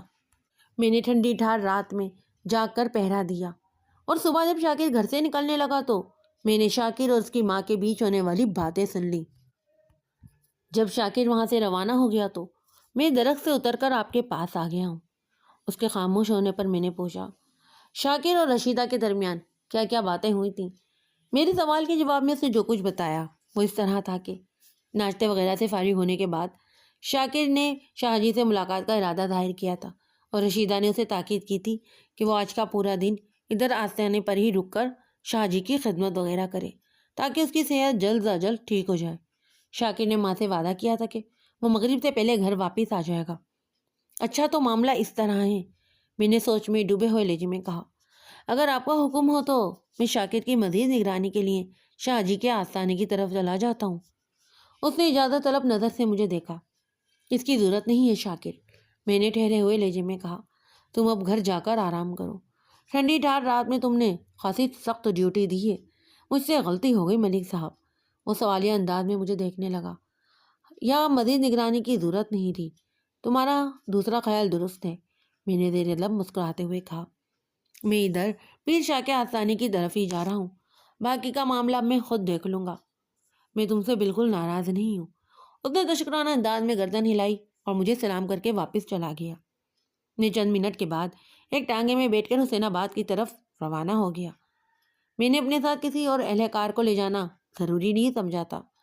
پیر شاہ کا آستانہ حسین آباد کے باہر نہر کے کنارے بنا ہوا تھا۔ یہ ویسا ہی آستانہ تھا جیسا کہ عام طور پر ہوا کرتا ہے۔ میں نے ٹانگے کو آستانے کے باہر رکوایا اور خود نپے تلے قدم اٹھاتے ہوئے اندر داخل ہو گیا۔ ایک وسیع اور اس صحن کے آخری کنارے پر ایک نیچی چھت والا کمرہ بنا ہوا تھا جو یقیناً پیر شاہ کا حجرہ تھا۔ آستانے کے صحن میں 9 درجن مرد اور عورتیں مجھے دکھائی دیے جو اپنی اپنی حاجات کے سلسلے میں وہاں آئے تھے۔ شاکر ان لوگوں میں مجھے کہیں نظر نہیں آیا۔ ان کے اندر دیکھ کر ایک صحت مند شخص میری جانب بڑھا۔ اس کے انداز سے خاصی عجلت جھلکتی تھی۔ میں اس وقت مکمل یونیفارم میں تھا، شاید اسی لیے وہ میری جانب متوجہ ہوا تھا کہ ایک پولیس والے کا آستانے پر کیا کام۔ میرے قریب پہنچنے پر اس نے نہایت ہی ادب سے جھک کر مجھے سلام کیا اور بولا، تھانے دار صاحب، آپ شاہ جی کے آستانے پر، اور وہ بھی اتنی صبح؟ ایک بات تو واضح تھی کہ وہ بندہ مجھے اچھی طرح پہچانتا تھا۔ اس کی اس بات سے ظاہر ہوتا تھا کہ وہ ایک کائیاں اور عیار شخص تھا۔ میں نے سرسری لہجے میں کہا، بس ایسے ہی جی چاہا آج شاہ جی کی خدمت میں حاضری دی جائے۔ سب خیریت تو ہے نا سرکار؟ وہ کھوجتی ہوئی نظر سے مجھے دیکھتے ہوئے بولا، پہلے بھی آپ نے شاہ جی کے آستانے کو کبھی رونق نہیں بخشی۔ آمد کے حوالے سے اسے میری وضاحت نے مطمئن نہیں کیا تھا۔ جبھی وہ مزید سوال کر رہا تھا میں نے اس کے سوال کو نظر انداز کر دیا اور سراتاپا اس کا جائزہ لینے کے بعد کہا، لگتا ہے تم بھی ادھر آستانے پر ہی ہوتے ہو۔ جی سرکار، میں شاہ جی کا خاص آدمی ہوں۔ وہ سینے پر ہاتھ رکھ کر فقریہ لہجے میں بولا، آستانے کا سارا انتظام میرے ہی ہاتھ میں ہے۔ نام کیا ہے تمہارا؟ میں نے اس کی آنکھوں میں دیکھتے ہوئے پوچھا۔ کھنڈی، اس نے جواب دیا۔ کھنڈی؟ یہ کیسا نام ہے؟ میں نے الجھن زدہ انداز میں کہا، جناب بچپن میں بہت ہی پیارا اور خوبصورت نام ہوتا تھا۔ وہ وضاحت کرتے ہوئے بولا، میری ماں کھنڈ پتر کہتی تھی، یعنی چینی کی طرح میٹھا اور اچھا، بعد میں چینی سے کھنڈی بن گیا۔ تم تو بہت دلچسپ آدمی ہو یار۔ میں نے تعریفی نظر سے اس کی طرف دیکھا۔ اب جلدی سے شاہ جی سے میری ملاقات بھی کروا دو۔ اس نے شاہ جی کے حجرے کی طرف دیکھا اور کہا، سرکار اس وقت ایک بی بی اندر شاہ جی سے ملاقات کر رہی ہے۔ وہ باہر آئے تو پھر میں آپ کی اطلاع دیتا ہوں۔ اس وقت ہم دونوں مذکرہ حجرے سے 10 قدم کی دوری پر کھڑے باتیں کر رہے تھے۔ میں نے حجرے کی طرف دیکھا جو تقریباً بند ہی تھا۔ کھنڈری کی فراہم کردہ اطلاعات کے مطابق شاہ جی کسی عورت سے ملاقات کر رہا تھا۔ میں بے چینی سے ادھر ادھر دیکھنے لگا تو وہ جلدی سے بولا، میں آپ کے بیٹھنے کا بندوبست کرتا ہوں جناب۔ ادھر اس کی بات ختم ہوئی، ادھر حجرے کا دروازہ کھلا اور ایک درمیانے عمر کی عورت حجرے سے باہر نکلی۔ کھنڈری نے یقیناً اسی عورت کے بارے میں بتایا تھا۔ وہ میرے لیے ایک اجنبی عورت تھی، لیکن اس کی جیسے ہی مجھ پر نظر پڑی وہ بری طرح چونک گئی۔ ایک لمحے کے لیے وہ گھبراہٹ کا شکار نظر آئی، جیسے فیصلہ نہ کر پا رہی ہو کہ وہاں سے رخصت ہو یا واپس حجرے کے اندر داخل ہو جائے۔ اس کے رد عمل نے مجھے اندر سے ریڈ الرٹ کر دیا، کیونکہ یہ اس کی ڈانو ڈول کیفیت مجھے دیکھنے کے بعد ہوئی تھی، جیسے وہ آستانے پر پولیس کی موجودگی سے خوفزدہ ہو گئی ہو۔ میں یکایک بے انتہا محتاط ہو گیا۔ لمحاتی توازن میں رہنے کے بعد اس نے خود کو سنبھال لیا اور اپنی چادر کا بڑا سا گھونگھٹ نکال کر وہ تیز رفتاری سے چلتے ہوئے آستانے کے احاطے سے نکل گئی۔ میں نے اس سے پوچھا، یہ عورت کون تھی؟ آپ نہیں جانتے سرکار۔ اس نے الٹا مجھ سے پوچھ لیا۔ اگر مجھے پتا ہوتا تو تم سے کیوں سوال کرتا میں نے بھی ترکی بات ترکی کہا تھا۔ یہ اپنے چودھری صاحب کی نئی ساس ہے جناب، وہ انکشاف انگیز لہجے میں بولا۔ کوئی 8 ماہ پہلے چودھری صاحب نے اس کی بیٹی نورین سے شادی کی ہے۔ اچھا، تو یہ خالدہ تھی؟ جی ہاں بالکل وہی، وہ تائیدی انداز میں گردن ہلاتے ہوئے بولا۔ شاہ جی کی دعاؤں نے اس کی اور اس کی بیٹی کی قسمت بدل کر رکھ دی ہے۔ یہ شاہ جی کے بڑی عقیدت مند ہے سرکار۔ وہ تھوڑی دیر کے لیے تھما، پھر جلدی سے اضافہ کرتے ہوئے اپنی بات میں بولا تھا، باتیں تو پھر بھی ہوتی رہیں گی تھانے دار صاحب، میں پہلے شاہ جی سے آپ کی ملاقات کرا دوں۔ بات ختم کرتے ہی وہ حجرے کی سمت بڑھ گیا۔ خالدہ کا شاہ جی کا عقیدت مند ہونا میرے لیے کوئی اچنبھے کی بات نہیں تھی۔ میری تفتیش اس کے فوری رد عمل سے جڑی ہوئی تھی۔ وہ مجھے دیکھ کر سناٹے میں کیوں آ گئی تھی؟ پھر اس نے فوراً وہاں سے کھسک لینے کا فیصلہ لیا تھا۔ خالدہ کی یہ حرکت مجھے اس امر کا یقین دلا رہی تھی کہ اس کے ساتھ کوئی بہت بڑی گڑبڑ ہے، اور اس گڑبڑ کا تعلق بلا واسطہ پولیس سے بھی بنتا تھا۔ میں انہی سنسنی خیز سوچوں میں الجھا ہوا تھا کہ وہ میرے پاس آ کر بولا، شاہ جی اپنے حجرے کے اندر آپ کو یاد فرما رہے ہیں۔ میں نے ذہن کو جھٹکا اور حجرے کے اندر پہنچ گیا۔ وہ فرجی نیت والا ایک عام سا حجرہ تھا، جس کے کونے میں دیوار کے ساتھ پیر شاہ اپنی گدی پر بیٹھا ہوا تھا۔ میری آمد پر وہ اپنی روایت کے خلاف اٹھ کر مجھ سے ملا، پھر دوبارہ گدی پر بڑھا جوان ہو گیا۔ وہ سرخ آنکھوں اور موٹی توند والا ایک پستہ کامش شخص تھا، اس نے سر اور داڑھی کے بال بے تحاشا اور بہت زیادہ بڑھا رکھے تھے۔ پیر شاہ کی رنگت توے کو بھی شرماتی تھی۔ رسمی الگ سلگ کے بعد اس نے مجھ سے کہا، تھانے دار صاحب، آج اس طرف کا چکر کیسے لگ گیا؟ سب خیریت تو ہے نا؟ شاہ جی، آپ کی میں نے اکثر لوگوں سے بہت تعریف سنی ہے۔ میں نے اسے چولہا لگانے کی کوشش کرتے ہوئے کہا، ماشاءاللہ آپ کی دعاؤں میں بڑا اثر ہوتا ہے۔ کون کون ہے جو ہماری تعریف میں لگا ہوا ہے؟ وہ قاضی رونق سے بولا۔ میں نہایت ہی نرمی اور حکمت کے ساتھ اپنا مقصد حاصل کرنا چاہتا تھا تاکہ پیر شاہ کو میرے حوالے سے کسی بھی قسم کا کھٹکا نہ ہو۔ میں نے بھی ایک عام عقیدت مند کی طرح کہا، شاہ جی، کوئی ایک ہو تو بتاؤں۔ سب سے بڑی مثال تو خالدہ کی ہے سرکار۔ آپ کی دعاؤں نے اس کی تقدیر بدل کر رکھ دی۔ کہاں وہ کریانے کی ایک دکان چلایا کرتی تھی اور کہاں وہ چودھری صاحب کی ساس کا درجہ حاصل کر چکی ہے۔ وہ خوشی سے پھول گیا اور بڑی ہی موج میں بولا، آپ نے بھی کس کا ذکر کر دیا تھانے دار صاحب؟ وہ بھی تو یہاں سے اٹھ کر گئی ہے۔ آپ سے پہلے وہ میرے سامنے بیٹھی ہوئی تھی۔ بس جناب، سارا معاملہ فرما برداری کا ہے۔ جس نے مان لی اس نے منزل پا لی، اور جس کے دل میں شک پڑ گیا وہ بیچ مندار میں ہی پھنس گیا۔ واہ واہ، سبحان اللہ! میں نے اس کی بات سے متاثر ہونے کا ناٹک کیا۔ حضرت، آپ نے تو بڑی گہری بات کی ہے۔ خالدہ کافی عرصے سے میرے پاس آ رہی ہے۔ وہ اپنی ہی ترنگ میں بولتا چلا گیا۔ ہر دفعہ یہی کہتی تھی کہ شاہ جی، روشن مستقبل کے لیے دعا کریں۔ میں اس کی خواہش پوری کر دیتا تھا، پھر اس کے دن پھر گئے۔ چودھری بشارت نے اس کی بیٹی کو پسند کر لیا۔ وہ میرے پاس مشورہ کرنے آئی کہ نورین کے بارے میں کیا فیصلہ کرے۔ میں نے سارا معاملہ بغور سنا اور اسے حکم دیا کہ نورین اور نور حسین کی منگنی کو فوراً ختم کر کے چودھری صاحب کو ہاں کہہ دے۔ اس نے میرے حکم کی تعمیل کی، اور دیکھ لیں آج وہ راج کر رہی ہے۔ وہ تھوڑی دیر کے لیے رکا، پھر ٹھہرے ہوئے لہجے میں بولا، اگر نور حسین سے وہ اپنی بیٹی کو بیاہ دیتی تو آج بھی کریانے کی دکان ہی چلا رہی ہوتی۔ آپ کے مشورے نے تو خالدہ اور اس کے بچوں کی زندگی کو بدل کر رکھ دیا ہے شاہ جی۔ میں نے گہری سنجیدگی سے کہا، نورین کا چھوٹی چودرائن بن جانا کوئی معمولی بات نہیں۔ کیا خالدہ آج کل کسی نئی حاجت کے لیے آپ کی خدمت میں حاضری دے رہی ہے؟ میرے آخری سوالیہ جملے پر وہ بے ساختہ متکر مجھے شک زدہ نظر سے دیکھنے لگا۔ مجھے یہ اندازہ قائم کرنے میں قطعاً کوئی دشواری محسوس نہیں ہوئی کہ میری بات اسے بہت زور کی لگی تھی۔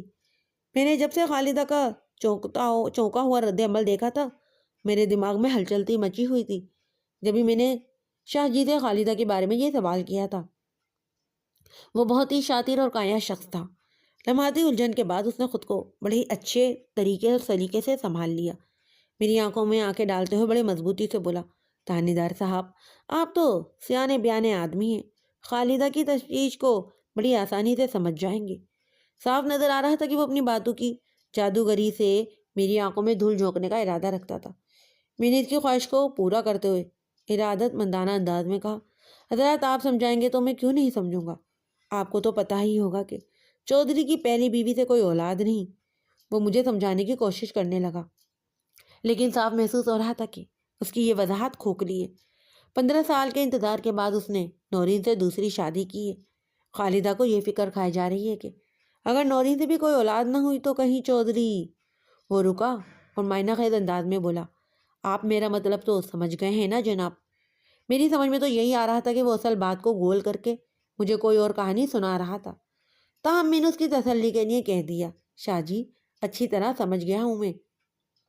خالدہ کو تشویش ہے کہ چودھری کہیں نورین سے مایوس ہو کر تیسری شادی نہ کر لے۔ اسے ایسا کرنے سے بھلا کون روک سکتا ہے؟ اللہ آپ کا بھلا کرے تھانے دار صاحب، وہ سکھ کی سانس لیتے ہوئے بولا۔ بس یہ بیچاری اپنی بیٹی کی گود ہری کرنے کے لیے مجھ سے تعویذ دھاگا لینے آتی ہے۔ پھر وہ موضوع کو بدلتے ہوئے مجھ سے سوال کرنے لگا، آپ سنائیں کیسے آنا ہوا اس طرف؟ ایک مسئلے کے لیے آپ کی ماہرانہ اور روحانی مشورے کی ضرورت ہے، میں نے ٹھہرے ہوئے لہجے میں کہا۔ مجھے امید ہے آپ درست رہنمائی فرمائیں گے۔ اس کی آنکھوں اور چہرے پر ایسے تاثرات نمودار ہوئے جیسے اسے میری بات کا بالکل بھی یقین نہ آیا ہو۔ تاہم وہ سنجیدگی سے بولا، جی فرمائیں، آپ کی خدمت کر کے مجھے بہت خوشی ہوگی۔ مسئلہ شاکر نامی ایک بندے کا ہے، میں نے کہنا شروع کیا، جس کا آپ روحانی علاج کر رہے ہیں۔ اچھا، آپ اس موٹے کی بات کر رہے ہیں جس کو آپ نے پچھلی رات تھانے میں بند رکھا تھا؟ وہ سرسری انداز میں بولا، وہ صبح آیا تھا میرے پاس اور اس نے اپنی بیتا بھی سنائی ہے مجھے۔ آج وہ دن بھر میرے آستانے پر ہی رہے گا۔ ابھی میں نے اسے ایک کام سے کہیں بھیجا ہوا ہے۔ جناب میں تو سمجھتا ہوں کہ شاکر بے قصور ہے، اس سے کوئی کام کاج تو ہوتا نہیں، ایک نمبر کا بزدل ہے، وہ چودھری کی حویلی میں گھس کر چوری کی ہمت کیسے کر سکتا ہے؟ میں بھی یہی سمجھتا ہوں کہ وہ بے گناہ ہے، اسی لیے میں نے اسے چھوڑ بھی دیا۔ میں نے بھی رسان سے کہا، آپ کو پتہ ہے جب کسی کی شکایت موصول ہوتی ہے تو تفتیش تو کرنا ہی پڑتی ہے۔ ہاں ہاں، اس نے بھی سرسری انداز میں گردن ہلائی اور پھر پوچھا، جب اس کو آپ نے بے گناہ سمجھ کر چھوڑ دیا ہے تو پھر کون سا مسئلہ ہے؟ میں چاہتا ہوں کہ وہ دوبارہ کسی مصیبت میں گرفتار نہ ہو، میں نے رازدارانہ انداز میں کہا، اسی لیے آپ سے چند سوالات کرنے آیا ہوں۔ جی ضرور، کیا شاکر پر واقعی اوپر کی چیزوں کے اثرات ہیں؟ 100% جناب، وہ بڑے ہی یقین سے بولا۔ میں اس کی کاٹ کر رہا ہوں، 1 سال سے پہلے وہ بھلا چنگا ہو جائے گا۔ میں نے رفع حاجت والے معاملے کا ذکر کرتے ہوئے سوال کیا، آپ نے اس کام کے لیے چودھری کی حویلی کا پچھواڑا ہی کیوں منتخب کیا تھا؟ میں نے تو صرف یہ کہا تھا کہ گھر سے کچھ فاصلے پر، وہ وضاحت کرتے ہوئے بولا، پھر الجھ کر بولا، گھر سے دور، چودھری کی حویلی سے بھی آگے؟ میں نے اس کے سمجھنے کی آسانی کے لیے کہہ دیا، ہاں ٹھیک ہے۔ وہ رکا، ایک گہری سانس لی، پھر بات مکمل کرتے ہوئے بولا، اس کام کے لیے ایک جگہ کا انتخاب شاکر کا ذاتی فیصلہ تھا، اور آپ نے اسے یہ بھی تاکید کی تھی کہ اس بارے میں کسی کو بتاؤ گے نہیں کہ 41 جمعرات تک اسے آدھی رات کو رفع حاجت کے لیے گھر سے دور جانا ہے۔ ہاں، اس نے ہاں میں گردن ہلائی۔ بعض معاملات میں اس قسم کی پابندیاں عائد کرنا پڑتی ہیں، اور فرض کریں، میں نے اس کی آنکھوں میں جھانکتے ہوئے کہا، اگر کسی جمعرات کو نفس جب سے حاجتی محسوس نہ ہو تو پھر؟ سوال ہی پیدا نہیں ہوتا تھانے دار صاحب، وہ بڑے یقین سے بولا، جن لوگوں پر سحری اثرات ہوتے ہیں یا جو آصف وغیرہ کی لپیٹ میں ہوتے ہیں، جب ان کا باقاعدہ روحانی علاج شروع ہوتا ہے تو ہر جمعرات کو آدھی رات کے وقت انہیں شدید قسم کی حاجت محسوس ہوتی ہے۔ میں اس کی توجیہ سے قطعی مطمئن نہیں ہوا، تاہم فضول بحث میں الجھ کر وقت برباد کرنے کے بجائے میں نے یہی ظاہر کیا کہ وضاحت نے میری تسلی کر دی ہے۔ تھوڑی دیر کے بعد یہ کہتے ہوئے میں وہاں سے واپس آ گیا، شاہ جی، آپ شاگیر کو اچھی طرح سے سمجھا دیں کہ وہ آئندہ ایسی کوئی حرکت نہ کرے کہ چودھری کے بندے اسے دوبارہ پکڑ کر میرے پاس لے آئیں۔ جی آپ بے فکر ہو جائیں، وہ مجھے رخصت کرتے ہوئے بولا، میں اسے سمجھا دوں گا، مجھے خود اس کا بڑا ہی خیال ہے۔ میری چھٹی اس نے مجھے کبھی دھوکہ نہیں دیا۔ کوئی میرے اندر سے چیخ چیخ کر یہ کہہ رہا تھا کہ اگر میں خالدہ پر مناسب توجہ دوں تو یہ کیس چٹکی بجاتے میں حل ہو جائے گا۔ اس نے شاہ جی کے آستانے پر مجھے دیکھ کر جس رد عمل کا اظہار کیا تھا، وہ منظر میری یادداشت سے چپک کر رہ گیا تھا۔ مجھ پر نظر پڑتے ہی اس کا بری طرح چونک جانا، خوف زدہ ہو جانا، اپنے چہرے کو چادر کے گھونگھٹ میں چھپانا اور تیز رفتاری سے وہاں سے چلے جانا اس امر کی دلیل تھا کہ اسے مجھ سے کوئی خطرہ لاحق ہے۔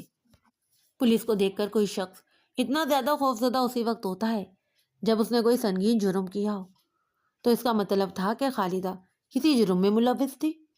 اگر ایسا تھا تو پھر یہ بات بھی یقینی تھی کہ اس جرم میں پیر شاہ بھی برابر کا شریک رہا ہوگا۔ شاہ جی نے خالدہ کی آستانے پر آمد و جامد کے حوالے سے جو وضاحت کی تھی، میں اس سے قطعی مطمئن نہیں ہوا تھا۔ بہت سوچ بچار کے بعد میں نے خالدہ پر ہاتھ ڈالنے کا فیصلہ لیا۔ میں نے تھانے پہنچتے ہی سب سے پہلے خالدہ کی کڑی نگرانی کا بندوبست کیا۔ شام تک کی رپورٹ کے مطابق اس نے دوسری مرتبہ پیر شاہ کے آستانے پر حاضری دی تھی، یعنی صبح والی حاضری ملا کر 3 بار۔ یہ غیر معمولی نکتہ تھا۔ میں نے اپنا ذہن بنایا اور تمام تر مصلیتوں کو بلائے طاق رکھ کر چھٹی اس کی پکار پر اسی رات کارروائی کر ڈالی۔ لگ بھگ رات 10 بجے SI یونس مرزا کے ساتھ خالدہ کے گھر پہنچ گیا تھا میں۔ موسم سرما میں اس وقت سارا حسین آباد گہری نیند کے مزے لے رہا تھا۔ میری دستک کے جواب میں خالدہ نے آنکھیں ملتے ہوئے گیٹ کھول دیا۔ اپنے سامنے 2 پولیس والوں کو دیکھ کر وہ ٹھٹکی۔ یقیناً اس نے مجھے پہچان لیا تھا۔ مجھے یوں محسوس ہوا جیسے وہ دروازہ بند کرنے کا ارادہ رکھتی ہو، اس سے پہلے کہ وہ اپنے ارادے کو عملی شکل دیتی۔ فوراً سے پیچتر گھر کے اندر داخل ہو گیا۔ اگلے ہی لمحے یونس بھی اندر آ گیا۔ اس صورتحال نے خالدہ کو بھوکلا کر رکھ دیا۔ میں نے ٹھہرے ہوئے انداز میں کہا، خالدہ، پریشان ہونے کی ضرورت نہیں ہے، میں تم سے ضروری پوچھ تاچھ کر کے واپس چلا جاؤں گا۔ میری بات شاید اس کی سمجھ میں آ گئی تھی، اور کوئی شدید رد عمل ظاہر کرنے کے بجائے وہ ہمیں گھر کی بیٹھک میں لے آئی۔ اس کا بیٹا عارف گھر کے اندرونی حصے میں گہری نیند سو رہا تھا۔ تاہم وہ میرے روبرو بیٹھ چکی تو میں نے کہا، خالدہ، میں جانتا ہوں کہ تم چودھری بشارت کی ساس ہو، اور تمہیں یہ غرور بھی ہوگا کہ چودھری کے ڈر سے تمہارا کوئی کچھ بگاڑ نہیں سکتا۔ لیکن میں تھانے دار ہوں اور ذرا دوسری ٹائپ کا، کسی کے روب یا دواؤں میں زیادہ نہیں آتا ہوں۔ میں اگر چاہتا تو تمہیں تھانے بلا کر تفتیش کرتا، لیکن میں نے تمہاری عزت کا خیال کرتے ہوئے ایسا نہیں کیا، اور رات کی تاریخی میں خود چل کر تمہارے پاس آیا ہوں تاکہ گاؤں والوں کو پتہ نہ چلے کہ تمہارے گھر پولیس آئی ہے۔ مجھے امید ہے کہ تم بھی مجھ سے کسی بھی قسم کی غلط بیانی نہیں کرو گی۔ لیکن مسئلہ کیا ہے؟ وہ انجان بنتے ہوئے بولی۔ آپ مجھ سے کیا پوچھنا چاہتے ہیں؟ تعویذات کے بارے میں پوچھنا چاہتا ہوں، میں نے اس کی آنکھوں میں دیکھتے ہوئے کہا۔ وہ تعویذات جو چودھری کے غسل خانے کے ٹب میں پڑے ملتے ہیں۔ میرا اندھیرے میں چوڑا ہوا تیر صحیح نشانے پر جا کر لگا۔ وہ بے حد خوفزدہ لہجے میں بولی، میں اس بارے میں کچھ نہیں جانتی۔ اس کا مطلب ہے کہ شرافت کی زبان تمہاری سمجھ میں نہیں آئے گی۔ میں نے کڑے تیوروں سے اسے گھورتے ہوئے کہا، پھر ASI کی طرف دیکھتے ہوئے بولا، یونس مرزا، یہ تھانے کا کیس ہے۔ جس طرح پیر شاہ نے اپنے کالے کرتوتوں کا اقرار کر لیا ہے، یہ بھی سب بولے گی اور فرفر بولے گی۔ میرے اس نفسیاتی حربے کا اس پر بہت اثر ہوا۔ وہ بکھرے ہوئے لہجے میں مجھ سے پوچھنے لگی، کیا شاہ جی سے بھی آپ نے پوچھ تاچھ کی ہے؟ پوچھ تاچھ؟ میں نے جھاریانہ انداز میں کہا، وہ اس وقت میرے تھانے میں الٹا لٹکا ہوا ہے۔ اس نے مجھے بتا دیا ہے کہ تم اس سے جو تعویذات لے کر آتی تھی وہ کس مقصد کے لیے تھے۔ میں نے اسے بری طرح بھدکتے اور خوفزدہ ہوتے دیکھ کر اندازہ لگا لیا تھا کہ اس کے برداشت جواب دینے والی ہے۔ اب یہ فیصلہ تمہیں کرنا ہے کہ میری باتوں کے یہیں پر سیدھے اور سچے جواب دو گی یا تمہیں بھی تھانے لے جا کر پیر شاہ کے پہلو میں چھت سے الٹا لٹکا دوں۔ اس کے حساب میرے زبردست نفسیاتی حربے کا مقابلہ نہیں کر سکے اور وہ سرسراتی آواز میں بولی، نہیں نہیں، میں تھانے میں نہیں جاؤں گی۔ آپ کو جو کچھ بھی پوچھنا ہے ادھر ہی پوچھ لیں۔ جب شاہ جی نے آپ کو سب کچھ بتا دیا ہے تو میں چھپا کر کیا کروں گی؟ آئندہ 15-20 منٹ کے اندر خالدہ نے میرے مختلف سوالات کے جواب میں مجھے جو کچھ بتایا وہ حیرت انگیز اور سنسنی خیز تھا۔ میں اس کا خلاصہ آپ کی خدمت میں پیش کر دیتا ہوں۔ نورین کی بانسبت کلثوم بڑی دور اندیش اور صبر والی تھی۔ اس نے زبان پر تالا ڈال کر چودھری بشارت کے ساتھ زندگی کے 15 سال ہنسی خوشی گزار دیے تھے۔ شاید اس کا سب سے بڑا سبب بھی یہ تھا کہ اس کا دکھ سننے والا اس دنیا میں کوئی موجود ہی نہیں تھا۔ لیکن نورین نے ماں کی پوچھ تاچھ کے نتیجے میں چودھری بشارت کی زندگی کا سب سے خوفناک راز اگل دیا تھا۔ خالدہ نے اس پر مسلسل دباؤ ڈال رکھا تھا کہ اسے جلد از جلد صاحب اولاد ہو جانا چاہیے، ورنہ چودھری اس سے مایوس ہو کر کہیں اور ہی نہ دیکھنا شروع کر دے۔ خالدہ کی یہ تشویش اس لحاظ سے بالکل جائز تھی کہ وہ کسی آسودہ حال خاندان سے تعلق نہیں رکھتی تھی۔ ان کے دن تو اچانک ہی پھر گئے تھے اور وہ ان دنوں آنے والے دنوں کو پھرا ہوا دیکھنا نہیں چاہتی تھی۔ اس کے لیے ضروری تھا کہ نورین چھوٹی چودرائن کی حیثیت سے حویلی میں بیٹھی راج کرتی رہے، اور نورین کا راج کرنا ہی اس وقت یقینی ہو سکتا تھا جب وہ چودھری کے لیے اولاد پیدا کر کے دکھا دے۔ لیکن خالدہ کے صبح شام کے اصرار پر جب نورین نے اسے تلخ حقائق سے آگاہ کیا تو گویا خالدہ کے سر پر ایٹم بم گرا تھا۔ یہ کیا کہہ رہی ہو تم نورین؟ وہ بے یقینی سے بیٹی کو دیکھتے ہوئے بولی۔ میں سچ کہہ رہی ہوں اماں، وہ ایک ایک لفظ پر زور دیتے ہوئے بولی۔ دو کیا، چودھری اگر 10 شادیاں بھی کر لے تو وہ باپ نہیں بن سکتا کیونکہ وہ زنگ آلود ہے۔ اوہ، خالدہ ایک سانس لیتے ہوئے بولی۔ چودھری کی زنگ آلودگی کا خالدہ کے پاس کوئی علاج نہیں تھا، تاہم وہ ہر قیمت پر اپنے اور نورین کے دائمی آرام اور عیش کو یقینی بنانا چاہتی تھی۔ لہذا وہ مشورے کے لیے اپنے پیر شاہ کے پاس پہنچ گئی۔ شاہ جی نے پوری توجہ سے اس کی بات سنی اور تعویذاتی چکر کی ابتدا کر دی۔ اس منصوبے کے مطابق نورین کو ہر جمعرات کو خود ہی پانی والے ٹب میں تعویذ کو ڈالنا تھا اور اگلی صبح شدید سر درد کا ناٹک کرنا تھا، اور اس ناٹک کے ساتھ ہی دبے دبے الفاظ میں کچھ ایسے بھی تبصرے کرنے تھے کہ تعویذات کے سلسلے میں چودھری بشارت کا شک اپنی پہلی بیوی کلثوم کی طرف جائے، تاکہ وہ اپنی سوکن پر کسی بھی قسم کا سفلی عمل کروا رہی ہے۔ اس کے نتیجے میں چودھری بشارت غصے میں آ کر کلثوم کو اپنی زندگی سے باہر نکال دیتا اور نورین کا حویلی میں قیام آنے والے دنوں کے لیے محفوظ ہو جاتا۔ پیر شاہ اصلی پیر تھا یا نقلی، اس بحث سے قطع نظر وہ بھی چودھری کی زنگ آلود زندگی کو ٹھیک نہیں کر سکتا تھا، سو اس نے وہی کیا جو اس کے بس میں تھا۔ چودھری بشارت علی کے غسل خانے میں ہونے والا ٹوپی ڈرامہ روزے روشن کی طرح میرے سامنے عیاں ہو چکا تھا۔ میں نے خالدہ کی طرف دیکھتے ہوئے کہا، اگر میں تمہیں تمہاری بیٹی اور پیر شاہ کی حرکتوں کے بارے میں چودھری بشارت کو بتا دوں تو جانتی ہو کیا ہوگا؟ وہ باقاعدہ میرے قدموں میں گر گئی، پھر خوش آمدانہ لہجے میں بولی، تھانے دار صاحب، میری اور نورین کی عزت آپ کے ہاتھ میں۔ ٹھیک ہے، میں نے اسے واپس اپنی جگہ پر بیٹھنے کا اشارہ کرتے ہوئے گہری سنجیدگی سے کہا، میں تم سے وعدہ کرتا ہوں کہ اس سلسلے میں چودھری کو کچھ نہیں بتاؤں گا، لیکن اس کے بدلے تمہیں بھی مجھ سے ایک وعدہ کرنا ہوگا۔ ایک نہیں، میں 10 وعدے کروں گی، وہ دراری انداز میں بولی۔ 10 نہیں، صرف ایک وعدہ، میں نے ایک لفظ پر زور دیتے ہوئے کہا۔ میں تم ماں بیٹی کا دشمن نہیں ہوں اور نہ ہی تمہارے عیش و آرام میں کوئی خلل ڈالنا چاہتا ہوں۔ بس مجھ سے یہ وعدہ کرو کہ آئندہ تم لوگ چودھری بشارت کی پہلی بیوی کلثوم کے خلاف کوئی سازش نہیں بنو گے۔ جی میں پکا وعدہ کرتی ہوں، وہ میرے آگے ہاتھ جوڑتے ہوئے بولی۔ میں آپ کو کبھی شکایت کا موقع نہیں دوں گی۔ میں نے مزید 10 منٹ تک اسے مختلف پہلوؤں سے سمجھایا اور اس کے گھر سے نکل کر تھانے کی جانب روانہ ہو گیا۔